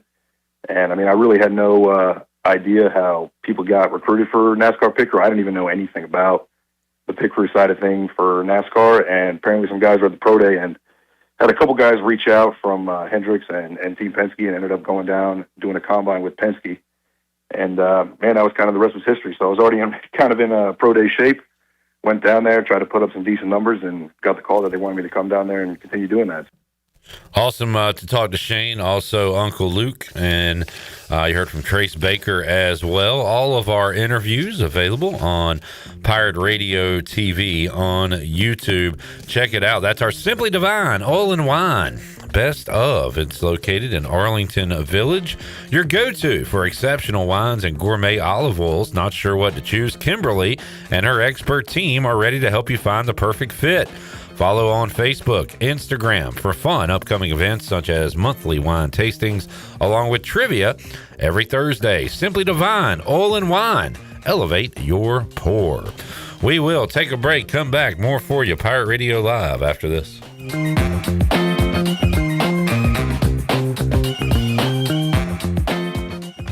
Overtime Tavern is the place to be for great food, cold drinks, and all your game day action with over 10 TVs. Swing in today and try a mouth-watering burger, glizzies, wings, or check out their daily specials featuring some of the best items on the menu. OT's has a weekly lineup of entertainment starting Tuesday with Singo, Wednesday is sports trivia with Clip Brock, and Thursday's local acoustic acts playing the tunes. OT's is located on Charles Boulevard across from the Sheets and is open daily from 11 a.m. to midnight. There's always time on the clock at Overtime Tavern. Ready to take the road less traveled? This April, get behind the wheel of a new 2026 Subaru Forester base at Capital Subaru of Greenville. Lease it for $269 a month for 36 months. That's all happening right now at Capital Subaru of Greenville, off Memorial Drive, or online at capitalofgreenville.com. Capital Subaru of Greenville, a proud official partner of the ECU Pirates. Price does not include licensing costs or registration fees. See dealer for details. Offer expires April 30th, 2026. The NU in New Blue stands for Next Up, and with their Next Up mentality, they are staying hungry to go the extra mile just for you, humbly learning through continuous training and a commitment to remain focused on working smart to deliver a new level of service excellence. Next Up means doing the small things right because your home deserves it. Whether it's plumbing, electrical, or HVAC issues, New Blue is next up and ready to help. Visit callnublue.com or call 252-228-5855. New Blue Service Group, redefining service excellence. Go Pirates! It's Budweiser's 150th anniversary, and we're celebrating with a Heritage Can Series that honors our legacy of being made of America. Collect all 4 designs. For 150 years, this Bud's for you. Enjoy responsibly. Copyright 2026. Anheuser-Busch. Budweiser Lager Beer, St. Louis, Missouri. Carolina Eagle Distributing is celebrating 150 years of Budweiser all year long. For 150 years, Budweiser has been the heart of America beer culture, bringing people together across generations. Cheers to 150 years. This Bud's for you from Carolina Eagle, serving the Pirate Nation since 1989. The new Papa John's oven toasted sandwiches are here. Try the Philly cheesesteak, chicken bacon ranch, and steak and mushroom starting at just $7.99. Chef-crafted oven toasted sandwiches filled with fresh toppings, melty sharp cheese, and savory sauces on ciabatta bread, brushed with special garlic sauce, and toasted. Available for pickup or delivery. Place your order online at papajohns.com and sign up for Papa Rewards and start earning points for your favorite menu items. Papa John's. Better ingredients, better pizza. Go Pirates! CopyPro, the professional office systems people, have been serving Eastern North Carolina since 1971. From Greenville to Wilmington, businesses trust CopyPro for reliable technology, award-winning service, and top brands like Konica Minolta and Ricoh. Need multi-function printers, document management, or network solutions? CopyPro delivers powerful tools backed by certified technicians and a team dedicated to your success. CopyPro, professional people, professional systems, powerful results. Visit copypro.net or call 756-3175 today. The convenience of Pitt Greenville Airport is waiting just outside your front door. Service is back, so you're connected to destinations worldwide through flights from American Airlines. Plan your next trip. Book your flights today at flypgv.com or aa.com. Good news, business travelers. PGV and American Airlines has added a new early morning flight available now. Book today at aa.com and be on time for that connection in Charlotte. Fast, convenient, and close to home, PGV has American flights perfect for your next trip. PGV, where the Pirates fly. Are you tired of dealing with IT headaches? Does this sound familiar? Phones, Wi-Fi, or email always acting up? Are you afraid of phishing scams, data breaches, or ransomware attacks? Every minute your systems are down, you're losing money. If you're nodding your head, it's time to call cybersharks.net. We handle IT so you can focus on growing your business. Fast, reliable, and always there when you need us. Call 321-7800 today and get IT support that actually works. Cybersharks.net. We keep your business swimming. Hi, this is Morgan Ehlers, and you're listening to Pirate Radio, the voice of the Pirate Nation.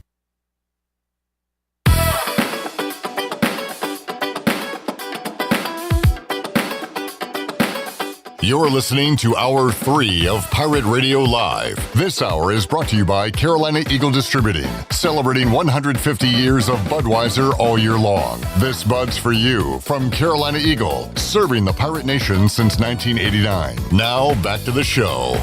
Welcome back. It was a mixed day for the stock market to finish out the week. The Dow was down 79 points. It closed at 49,230. However, the NASDAQ was up 398 points and finished out the week at 24,836. The S&P was ahead 56 points and finished at 7,165. That is your Wells Fargo Advisors stock market report. For a personal look into investing, call Wells Fargo Advisors today at 756-6900 in Greenville. Wells Fargo Advisors, LLC, member SIPC. Now let's head back into the show. Here's Clip. All right, back with you, Pirate Radio Live. Earlier this week, Ellerby welcomed in Michael Letchworth and his son Larkin Letchworth, and to talk about the they're doing and something fun outdoors, and we will hear that conversation now. All right, welcome into another special episode of Pirate Radio Live. We got some guests here in Studio C with us. We got Michael Letchworth. You may know him from Sam Jones Barbecue. We got his son, Larkin Letchworth. Hello. Who we may know him from Fox Hollow Outdoors. We're going to have some fun with these guys. Appreciate you guys coming down to the studio and sharing some time with us today. Yeah, man. Thank you for inviting us. Larkin, how are you doing? I'm doing great. Just got back from school, a little tired, but This is going to be awesome. How's school going? Good. Very good. What grade are you in? I am in 2nd grade. And so that makes you how old? 8 years old. 8 years old. Michael. 4'9". You are. I mean, you would win a lot of prizes at the fair because you look a lot older than you are. You're a big kid. But Michael, we know you from Sam Jones Barbecue. Yep. You're one of our great partners here at Pirate Radio. But I've been seeing you guys on your Instagram page, and I wanted to bring you guys in because I think y'all have a really unique story of what you're kind of doing. And I know a little bit, but Fox Hollow Outdoors. Yep. What is this? What is this project you're doing? Foxhole Outdoors is just a brand that we kind of started. It really started when Larkin started hunting and fishing when he was 4 and 5 years old, and we were processing our own deer and that kind of stuff. And through my work with Sam Jones, we're creating season, we're branding items, we're doing these things, and it's always for Sam Jones Barbecue. But kind of wanted to do something fun, and I had no intentions of it being anything more than just kind of novelty. And so the road that we live on is Fox Hollow Drive. Okay, and, so do you want me to tell him how we got the name, or you? Well, I was telling him. Okay. But I just want to talk. I need you're gonna to get talk. your chance to talk. He's trying to. We're gonna get you plenty of time. So we did some seasons and stuff for like making deer sausage and different things, and I got a branding team to kind of make our logos and do that kind of work, and we just started calling it Fox Hollow Outdoors. It was partially a little bit too because we had these friends in like Texas that had these ranches that their ranch had a name and they had logos and that kind of stuff, and so we were just taking our acreage in Aden and trying to make it into something, make it our own little brand. We and just updated our logo. We just updated our logo, yeah. And so it kind of lived as that from probably 2022 until really midway through 25. It was just like this little off-brand thing that I had some T-shirts and hats made, and I would sell them here and there. And one thing that did happen along the way is I would go set up at like the Outdoor Expo in Greenville and at the Bellhaven Trout Festival, and Larkin would come along and like sell stuff, and he loved it. People loved him. The kids sold more stuff than I sold, and so those opportunities became the outlet to get rid of this stuff that I'd bought, you got to buy the 48 minimum or whatever that was. I had all this inventory that those projects were just a lesson for him to learn a little bit of business, but me to get rid of the stuff that I'd purchased. But we've always been posting kind of our travels and our hunting and fishing stuff online, and was just really getting some feedback from people saying, this inspired me to spend more time with my kid, or this reminds me of when I was a kid, and just old people saying this reminds me of when I was, my children. And so I knew there was a connection happening there that was genuine. And Larkin's done some work with like Yeti and different stuff for photos and video work. And I realized he was good at it. So I was like, all right, well, we got this thing. We got this brand that's already been identified that we're doing nothing with. Larkin likes, doing the photography work and all that kind of stuff. And people are buying into our content and what we're doing. So let's just kind of merge these things together and let me leverage my relationships that I have with people I've met through the barbecue, festivals and brands and that kind of stuff. And we reached out to a production company and worked out our deal, and we started filming a show. So you guys are actually doing a show. TV show, yeah. Is it available digitally, or is it available over the air? Where can people find it? So it's on a network called Waypoint TV that primarily hosts outdoor TV. Everything up there is on demand also, so you can watch it on their app, the Waypoint TV app, their website, and then after they air, they are being hosted on our YouTube channel and our foxhollooutdoors.com website. So the search is Fox Hollow Outdoors if people want to find the content. It's really cool. It's kind of funny that you guys do all this really cool outdoor stuff, father-son. I found you on a screen, which is cool to kind of share the story. But as you said, maybe it inspires people to put down the screens and get outdoors and actually live a little life. Yeah, if you don't want to do all that stuff, and you come to an event and we're there, come check us out. We always have these signs with the QR code. Just scan that, and then it will head you straight to there. Yeah, it'll head you straight to We've done pop-ups with Badfish. We've done so many events. Yeah, the thing about talking about the screen time, I think screens get a bad rap, but if they're used in a good way, they can produce stuff. It's like a lot of our adventures come from Larkin and I watching YouTube or getting hooked on an idea and we're like, let's go do that, and that's our next goal, and most recently probably was like the Everglades and that kind of deal, going and camping in the Everglades. And so we identify these things together, and then we make it an adventure. And I didn't grow up doing these things, and so we're learning it together. And it's kind of fun just to kind of follow along. But what's been amazing to me is, like, we were in Charlotte this past weekend doing a barbecue festival, and Sam Jones Barbecue was there, but also we set up as Fox Hall Outdoors. And so I was cooking redfish, and redfish is part of our logo. And Larkin was working the booth, selling stuff. And I had a guy, I still don't feel like we're putting this stuff out there, but I don't really realize that people watch it. I feel like it's just like me and my family watching it. And it's a guy I never met before. He was like, hey man, is this season that you're putting on the fish the same fish that you put on the Florida episode? And I'm like, huh? Yeah, it is. Like, I was totally caught off guard by that comment. But, I've bought some lures recently from a local guy in Greensboro, and I get a handwritten note saying, love what you're doing. Inspires me to spend time with my kid. And I'm like, cool. And so that's, I think, the biggest thing that we're trying to achieve from Fox Hollow Outdoors is the unintentional impact of that kind of stuff. But reality, we're just trying to meet people and go experience cool stuff together. So let's bring in Larkin here. Yeah. Larkin, what's the best part of this project you get to do? Yeah, I'm about to bust. Yeah. But really, what we're doing, and you spend money to do all this stuff, and like all this stuff is kind of our ticket to more stuff. But what do you mean by that exactly? So we do cool stuff to do more cool like it stuff. Parlays into getting other cool opportunities. Yeah. One stone leads to another stone that leads to another stone. So if you had to pick between hunting and fishing, you could only do one. Which route would you go? Well, hunting, love it. Love shooting, love killing. Even airsoft and Nerf guns I still like, but fishing, like Florida episode, that was amazing. I love that, just fish after fish on tuna. But like hunting is, I think, probably all year I would say hunting, but like summer cut bait fishing for drum and other stuff like we've done in our episodes is just, you can't beat it. So what's your favorite episode?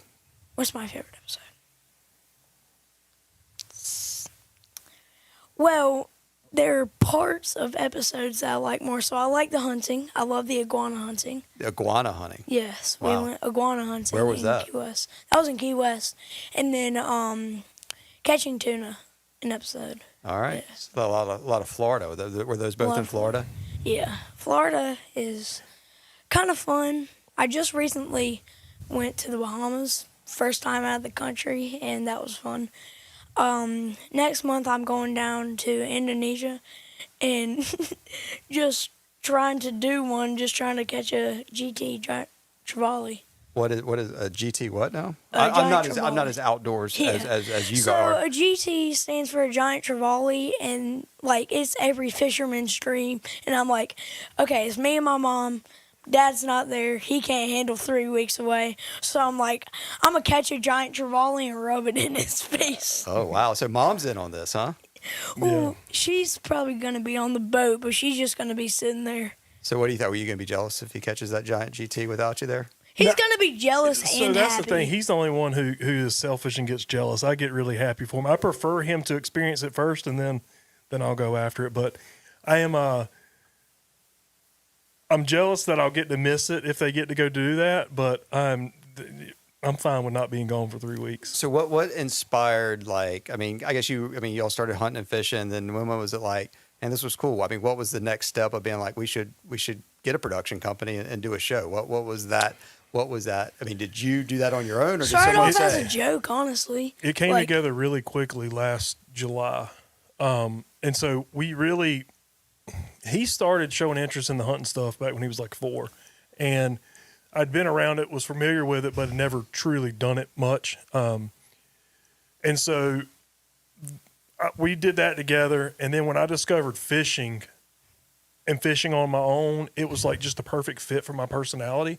There's never a real end goal. There's always a bigger fish. There's always a new place. and then there is seasonal too, and what you can check, so like, or what you can catch. So I was never truly like satisfied. But as he was being involved in this stuff, and I saw the way people engaged with him and the way he could do stuff, I wanted to create more opportunities for him. And it was really coming on the backside of the opportunity he had with Yeti a couple of years ago. And I just felt like if I could expose him to people that could see that his maturity for his age, his abilities, the way he can speak, that it may lend to other opportunities, that meant that somebody would reach out and say, hey, we need a kid for our spring clothing, shoot. Can Larkin come do it? That's what I was trying to create. But being in the barbecue world, you don't really have a place in the outdoor world. And so it wasn't like anybody, because let's be honest, a man who likes to hunt and fish and a kid who likes to hunt and fish, they're a dime a dozen. So like what separates us and what makes us special? And so for me, it was just kind of triggering some of that knowledge I have from, PR stuff with the restaurant stuff. Is like, sometimes you got to put yourself out there, and sometimes you got to make that move or have somebody say, hey, that guy's cool, and give you credibility for somebody else to buy into it. And so there's a big fishing trade show called ICAST down in Orlando every summer. And it was going to be, last year was my second time. It was his first. And on the way down there, we stopped and we're fishing with a guy who I've looked up to, kind of my Bill Dance of, fishing. This guy named C.A. Richardson. And he's had an outdoor TV show for now. Oh, speaking of ICAST, can I tell this story real quick? Well, it depends on what story it is. So when I was at ICAST, there were these escalators that would go up. Oh, I know what he's going to say. And then and when you walk in, there's this giant poster of Bill Dance. And I was like, oh, he's a cool bass fisherman. And so I go down the elevator, and then I go back up, and I think I see something, and I look back. I see that same Tennessee hat. Texas or Tennessee hat. And I was like, huh. So I get up, and my dad has it on video. And I walk past, and I say, is that Bill Dance? He comes up, and I know he heard me, and he was like, what's up, bud? And that was so cool because, we took pictures, and the cool thing about it was he gave me his tag. His credential lanyard. But what we did, we took a few pictures, and we got those 2 pictures printed. We framed them with the tag. Yeah, Shenandoah framed it up for us. So yeah, JR's great. I wasn't videoing him because of Bill Dance. I had been taking clips all weekend, and I was like, oh, I'm going to put together a little, make a little video clip. And I was tired. We were ready to go home, and he was like, can I go up the escalator one more time? I'm like, dude, do it, but hurry up. And so he runs back down. When he's coming back up, I'm just videoing him because I'm like, okay, this will be a cool little clip in the video. And his eyes are big, and he's like, is that Bill Dance behind me? And so I ended up getting it unintentionally on film, but Bill was a very, very nice guy. That's right. How old can Bill Dance be this age? Because I watched him when I was a kid, dude, too. I don't know. I mean, he's got to be at least 160. Yeah, he, I guess he's got to be in his 80s. I'm not sure. Yeah. But we were... honestly, when I saw that poster, I thought he was dead. Rest in peace to the legend. Oh my God! Well, he probably still looks the same. Is my guess. He's a timeless person. I'll remind him you said that when we see him in a couple months. So we were on this boat with CA, and CA's had a TV show now he just did his 20th season, and his is on Waypoint TV, where ours is aired among a couple other places. And I was just talking to him about it because CA's son is actually a partner in a production company that mainly does outdoor TV stuff. And so I was just asking, and where my mind was at, I was like, okay, I'm just going to hire somebody to do a short version of a film, basically kind of like a profile of Larkin and I's relationship. And I don't know what we'll do with it, but I'll at least have something, and maybe that can help, be a reference point for people to maybe lead to some opportunities. So that was the last week of July. And when we got to ICAST, I met with CA's son. We talked about it, scheduled them. They came here to North Carolina the end of August. We filmed what was going to be this profile that ended up being episode 1. And then when they got back, they were like, hey, would you consider possibly doing a show? Would you like to go on that route? There's a whole other business side to that. It's not just filming a show. You've got to figure out, you know how to deal with stuff. You're buying airtime, all this kind of stuff. It's a lot more to it. And so that was intriguing and exciting to me to learn a new business. And I felt like, well, why not? Let's go for it. And so we started September on what would be season 1, and we just finished that up in February. So it was Foxhall was never meant to be anything.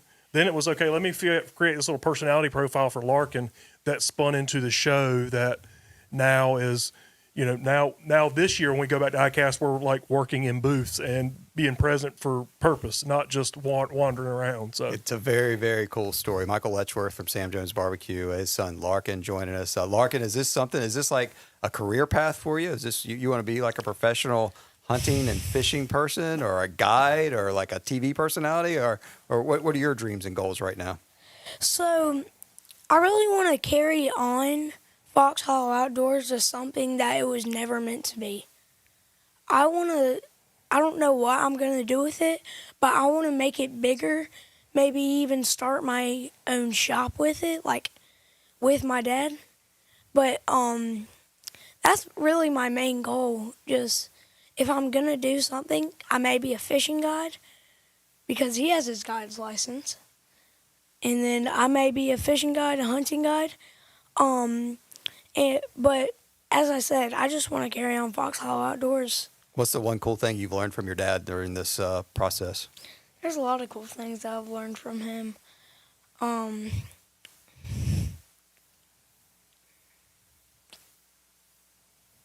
I don't really know. There's so many, I can't name one. There's a lot to learn when you're hunting and fishing. Have you learned anything about business? Oh, yeah. You like the business side of being able to sell your merchandise? And you have sponsors, too. Do you like having some sponsors? Yeah, I have sponsors. Is that cool? Yeah, that's awesome, man. Who are some of your sponsors? We've got Yogi Bins, we've got Paragon, we've got Turtle Box. Yeti. Yeti. You're like a little NASCAR. Yeah, we just guy. got Yeti. That's pretty cool. Costa Del Mar. Marshware. Do you get some good swag from these sponsors? Yeah, Waterloo rods. I have a shirt on right now. Do you have a funny moment that you laugh about? If you think about one thing that you and your dad done that really kind of cracks you up when you've been hunting or fishing that maybe happened by accident?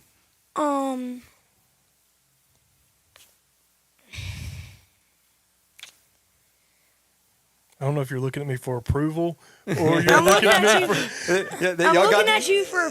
for approval. Yeah. Well, if you've got to look at me for approval, you probably don't need to say this one. Maybe you need to tell me that one off the air. Well, that's the only funny thing. But like, I asked our film crew, like, I dance a lot, like boat, and I asked the film crew, y'all have a YouTube channel, right? And they were like, yeah, we do. So I was like, by the end of the season, could y'all probably make a compilation of all my dances and put it on your YouTube channel? And they were like, maybe. Haven't seen it yet. Okay. Yeah. So we're waiting for Larkin's dances here. Mm-hmm. Yes. Oh, well, I promise you, he has a much better opportunity being a TV personality he does being a dancer. That's okay. You're still young. Don't give up. A couple more questions for you, Larkin, before we get out of here. Do you have any things on your bucket list that you really want to shoot hunting wise or catch? I know you mentioned the GT fishing. Is there what are some things that you really that's not my goal. It's just something to do. Right. Have a memory of. But shooting, I really want to shoot a cinnamon teal. What is that? It is a type of duck, and it's basically both types of teals in one. You can find them down in Texas. Yeah. Okay. Texas, Arkansas, stuff like that.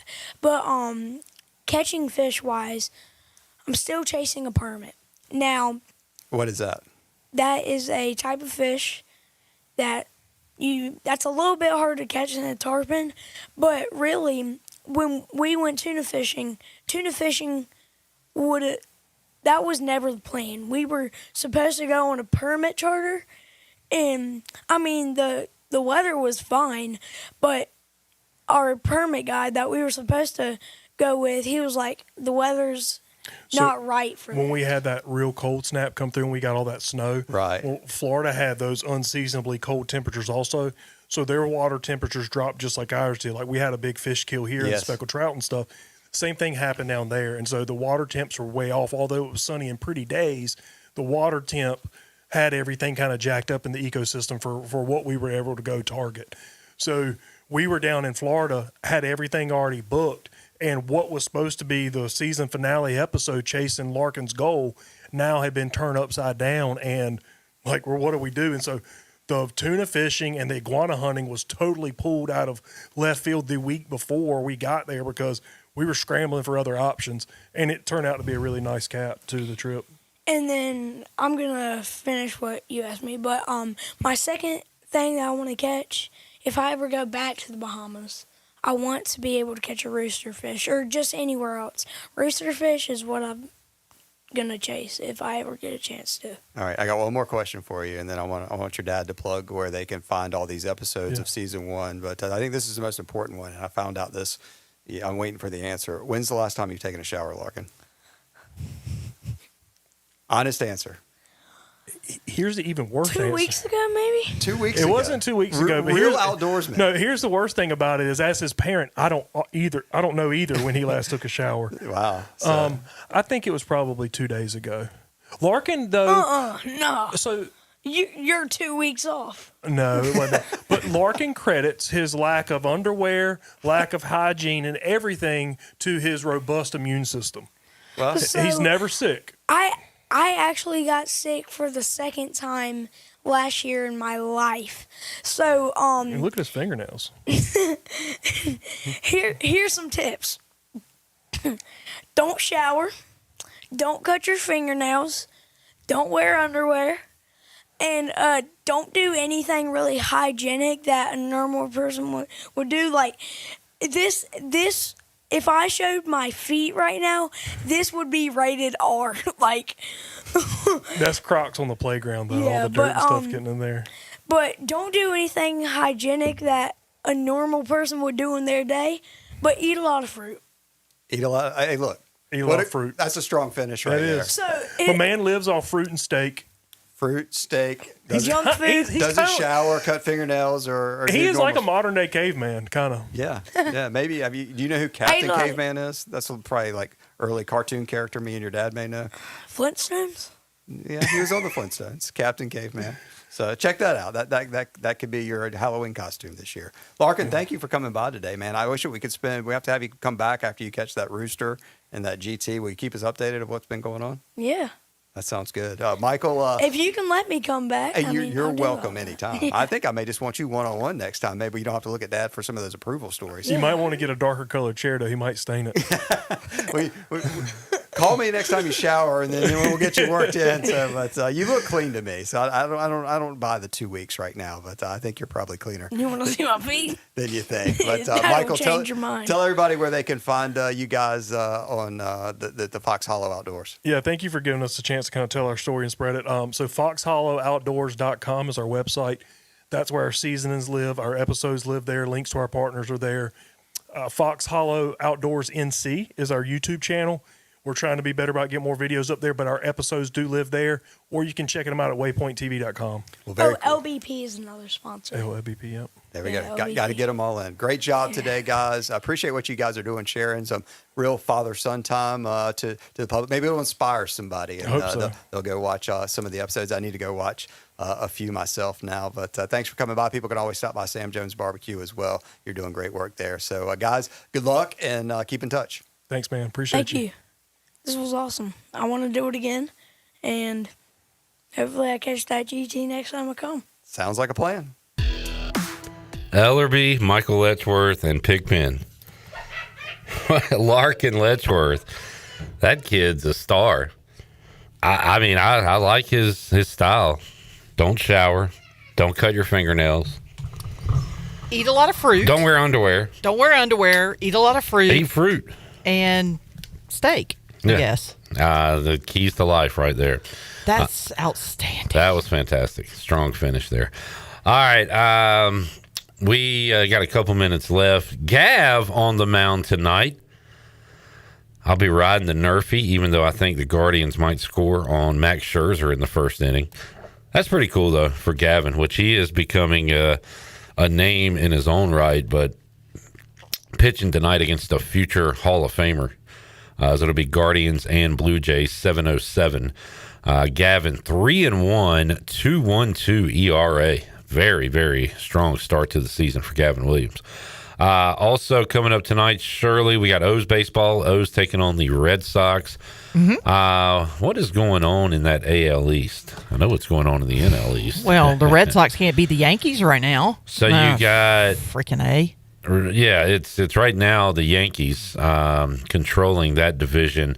Rays are 2.5 back in New York, and then you got Baltimore, who's a game under 500. Toronto, kind of a surprising 4 games under 500, and Boston, 7 games under already, 9-16 on the year. The Braves are 18-8. They're the only team that has not lost a series this year. They play the dreadful Phillies this weekend. This is big. If the Phillies can win this series, maybe it could salvage something here, but they've lost 9 in a row. And hell, if Atlanta wins all 3, they could be 12.5 games up already on the Phillies. So that series going on this weekend. Got Pirates and Bulls at Clark LeClaire Stadium. We'll recap that when we rejoin you Monday on Pirate Radio Live. Thank you for tuning in today. Fun show. Appreciate you, Shirley Rhodes. We'll see you Monday. Yep. Nick Bass. Do the Canes close it out and sweep the Senators? I see a thumbs up. Canes Senators game 4 coming up on Saturday. We're back with you Monday, 3 o'clock, Pirate Radio Live.